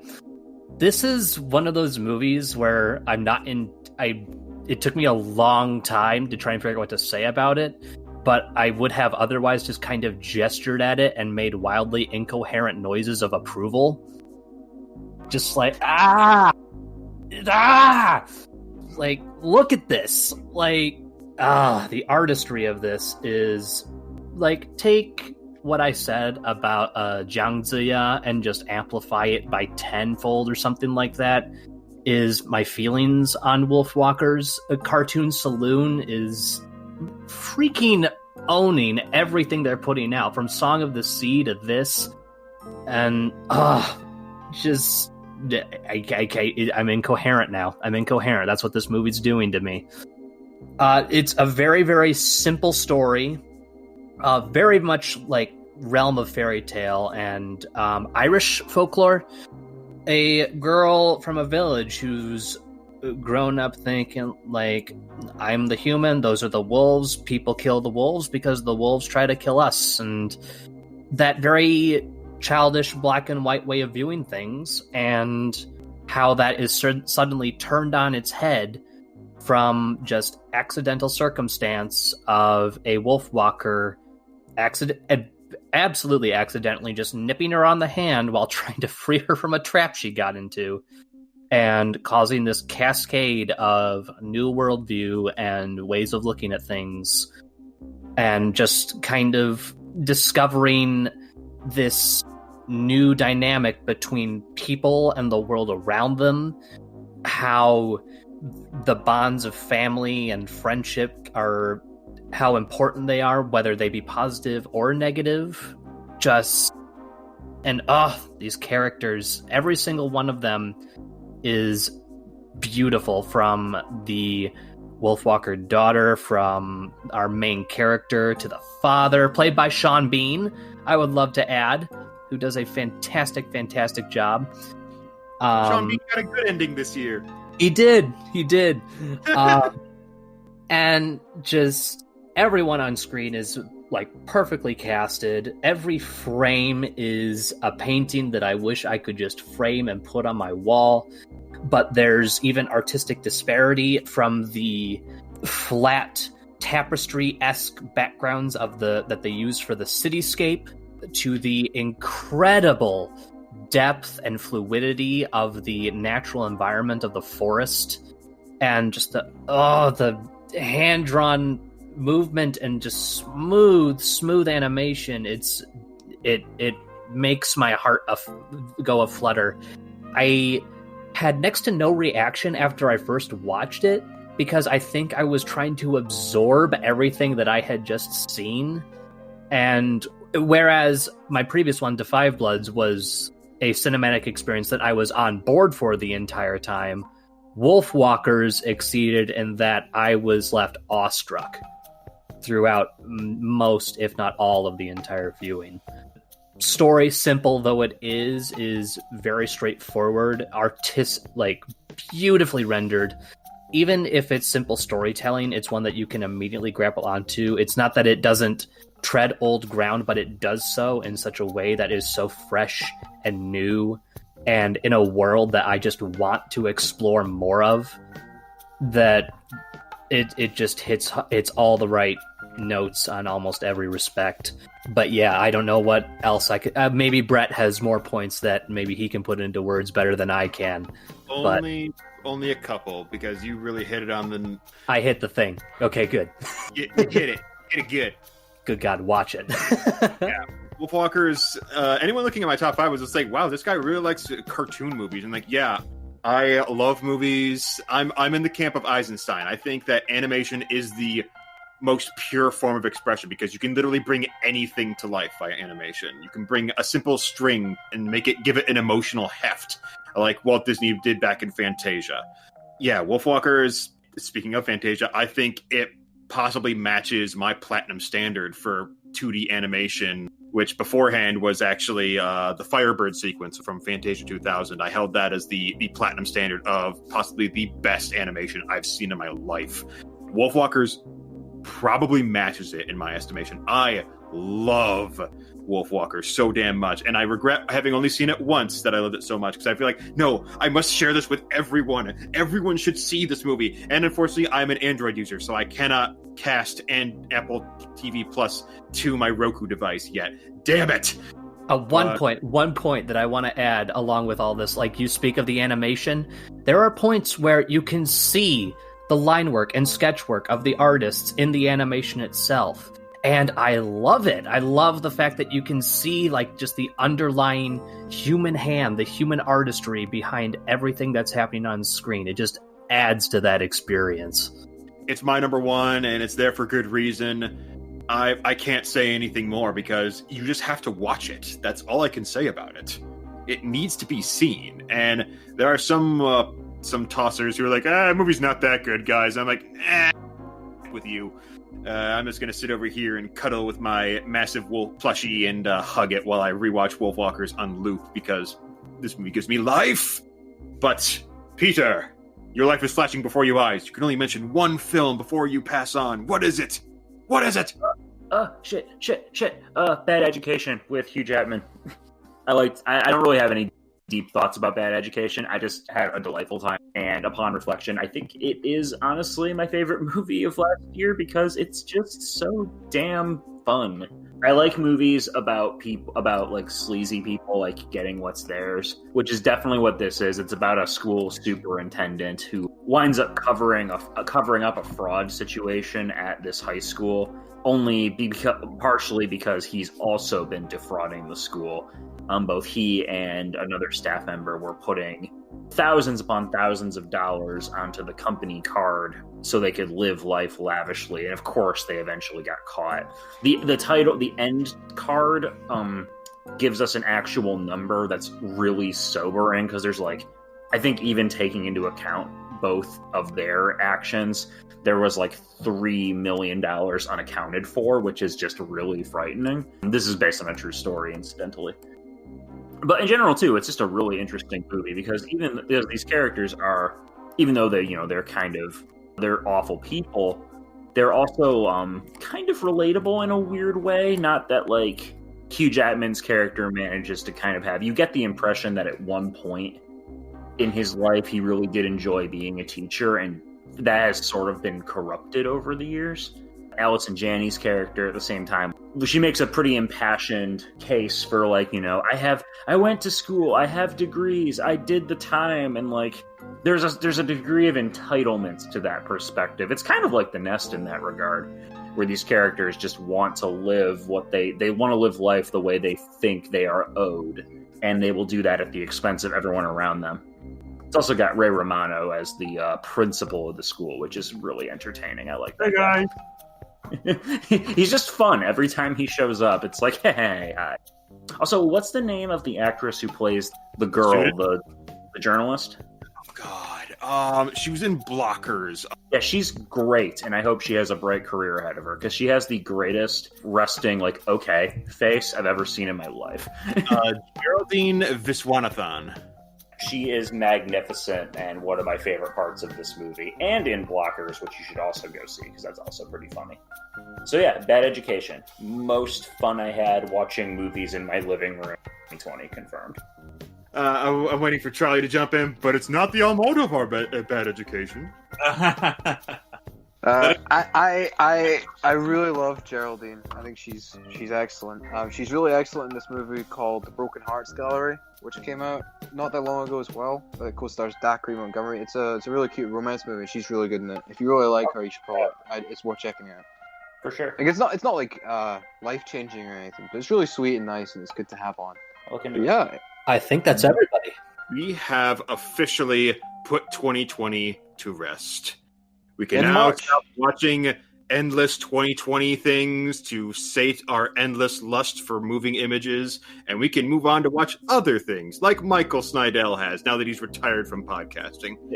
Nicolas Cage brought out the shotgun and put 2020 to rest. Like, what's Snydell gonna do now that he's not doing Film Stage podcast? He's just gonna watch bad movies for fun now. Well, hang on. He did watch The Witches of Eastwick, and that movie is amazing. Yeah, I know, but I was seeing him, like, he was watching, I think he was watching either Swim Fan or Hide and Seek, and I'm just like, oh no, Mike, you're gonna go so far off the deep end with the early 2000s erotic thrillers? Like, you're gonna go nuts? I worry about him. He was on a kick, it's okay. We're going to wrap this up. Now we get to just say, all right, wrap it up. Peter, where can people find you if they find your opinions amusing enough to follow up on? If for some ungodly reason you want to follow me on Twitter, my handle is @IHaveFury. You can also email me, peterT@rpgfan.com. That's my public email for any, like, inquiries, professional or otherwise. Phil, do you want to be social at all? I am only able to be contacted on the third full moon of each month. Or by asking Brett. You're more than welcome to add me as a friend. I can't say I'm really a great movie critic like the rest of you are, since two of you are, like, being professionals, which hella respect, by the way. But, if you're ever looking to look at actually good anime, I'm your man for it. I've seen, like 600, so I'm bound to find one that'll suit your tastes, even if you're not like, I like anime. That's totally fine. Not gonna judge you. I also do video game things for fun, but I'm definitely the most boring of the group here in terms of, like, what I do with my hobbies. Nonsense. Oh no! Don't look. I am a professional in quotation marks only. That I just talk about movies a lot and have bullshitted my way into getting paid for it. Yeah, he just happens to get paid for it. I looked into it. Yeah, like, it's you have very valuable insights about movies. It doesn't matter if you're not, like, an official film critic or whatever. Exactly. Your opinions are worth hearing. I don't know more about movies than anyone else. I'm just good at speaking. Except the Cinephile games have proven you wrong, that you know a lot more about movies than we do, you little shit. Well, maybe I do, but in general, film critics don't. I think that's fair. That's a fair statement. I was going to say, what's this false modesty coming from? Tyler, if anyone wants to find you on the almighty interwebs, where can they seek you out? Suppose they can look. I don't know if anyone has any interest in what I draw, but you can find me as Anime Veteran on DeviantArt. That's pretty much it. Though there may be something else. You're on Letterboxd. Oh yeah, I am also on Letterboxd. You can find me there, Tyler-staley. You can find my opinions on movies there too. There may be something else coming up soon, hopefully, that I have in the works that I hope to get off the ground here. Logan, where can good peoples who aren't turned off by your lousy peasant accent seek you out? Whoa, hold on. Brett. I like his accent. It makes it a lot of fun. So I'll defend Logan, despite him being my new arch nemesis. Thank you, rival. It's much appreciated. No filthy American can talk shit about the great nation of Scotland. That's what I'm saying. You Yankee bastards. Honestly, fair. But you can find me at logan-kenny1 on Twitter. You can find me at logan-kenny on Letterboxd. You can sign up to my Substack at logan-kenny.substack.com. You can find other work of mine at Cinematary or the Film Stage. Sometimes at Little White Lies, if you want to check that out. Give me money if you have any. That's always nice. To the 3 listeners of this podcast that made it this far. Yeah, I will. If you pay me £5, I will watch anything. Pretty much. Yeah, it's a terrible deal on my end, but it means I can get pizza. So hey, but yeah, you can find me there. All right, that brings us to charlie-nash. Where can the good people of the internet who happen across this cast find you? You can follow me on Twitter at CTNash91. That's CTNASH91. You can find me on Letterboxd at charlie-nash. And you can find some of my writing at Edge Media Network, Movie Mezzanine, Film School Rejects. Whenever I do have something that's published, it's usually on the Boston Online Film Critics Association website, so you can find some of my stuff there. And I, the Bachelor of Science, can be found on... we're on Twitter now. Retro Culture Pod has a Twitter now. So this will probably be the first one I can actually broadcast it on now that I've recovered the password for that account. So you can find the podcast and any happenings that are happening on there at Retro Culture. You can find the blog, which this podcast is hosted out of, at retroculture.blogspot.com. You can find me on Letterboxd. My handle is Brenterprise, BS, as in Bachelor of Science. And yeah, looking forward, I have a couple things cooking for the next podcast, and who knows, maybe Logan and Charlie might come back if they haven't been scared off by the, we've been going for 3 hours? Jesus Christ, I need water. Sort of approach that I take to podcast, just kitchen sink, and I cut this thing down from a top 10, and we still went for over 3 hours. It's like, oh my god! Yeah, if this was a top 10, we would never have ended. We'd be here tomorrow. I mean, there's a reason that most of our recent podcasts have been 2-parters. Let's be real here. Yeah, it's true. But yeah, I'm glad to have you guys meet up and catch up and share just different ideas. I'm guessing Tyler has added a lot of movies to his watch list now as a result of this podcast. And since I will shut myself off from the world, this will be edited, hopefully by Tuesday, and be released to the world. Thank you for showing up, and thank you, listeners, for listening. Say goodbye, everybody. Goodbye. Later, nerds. The Bachelor of Science would like to extend a very special thank you to Charlie Nash and Logan Kenny for guesting on this Retro Culture Top of the 2020 review. The OP was The No Kid Will Never Be Ready to Die by Coward. The background music was Top Night by Ted Atking and Alan Fianch. If you enjoy this podcast, feel free to follow us on Spreaker, as well as find all our archived podcasts on archive.org. In the meantime, may 2021 bless us with a better year than the last.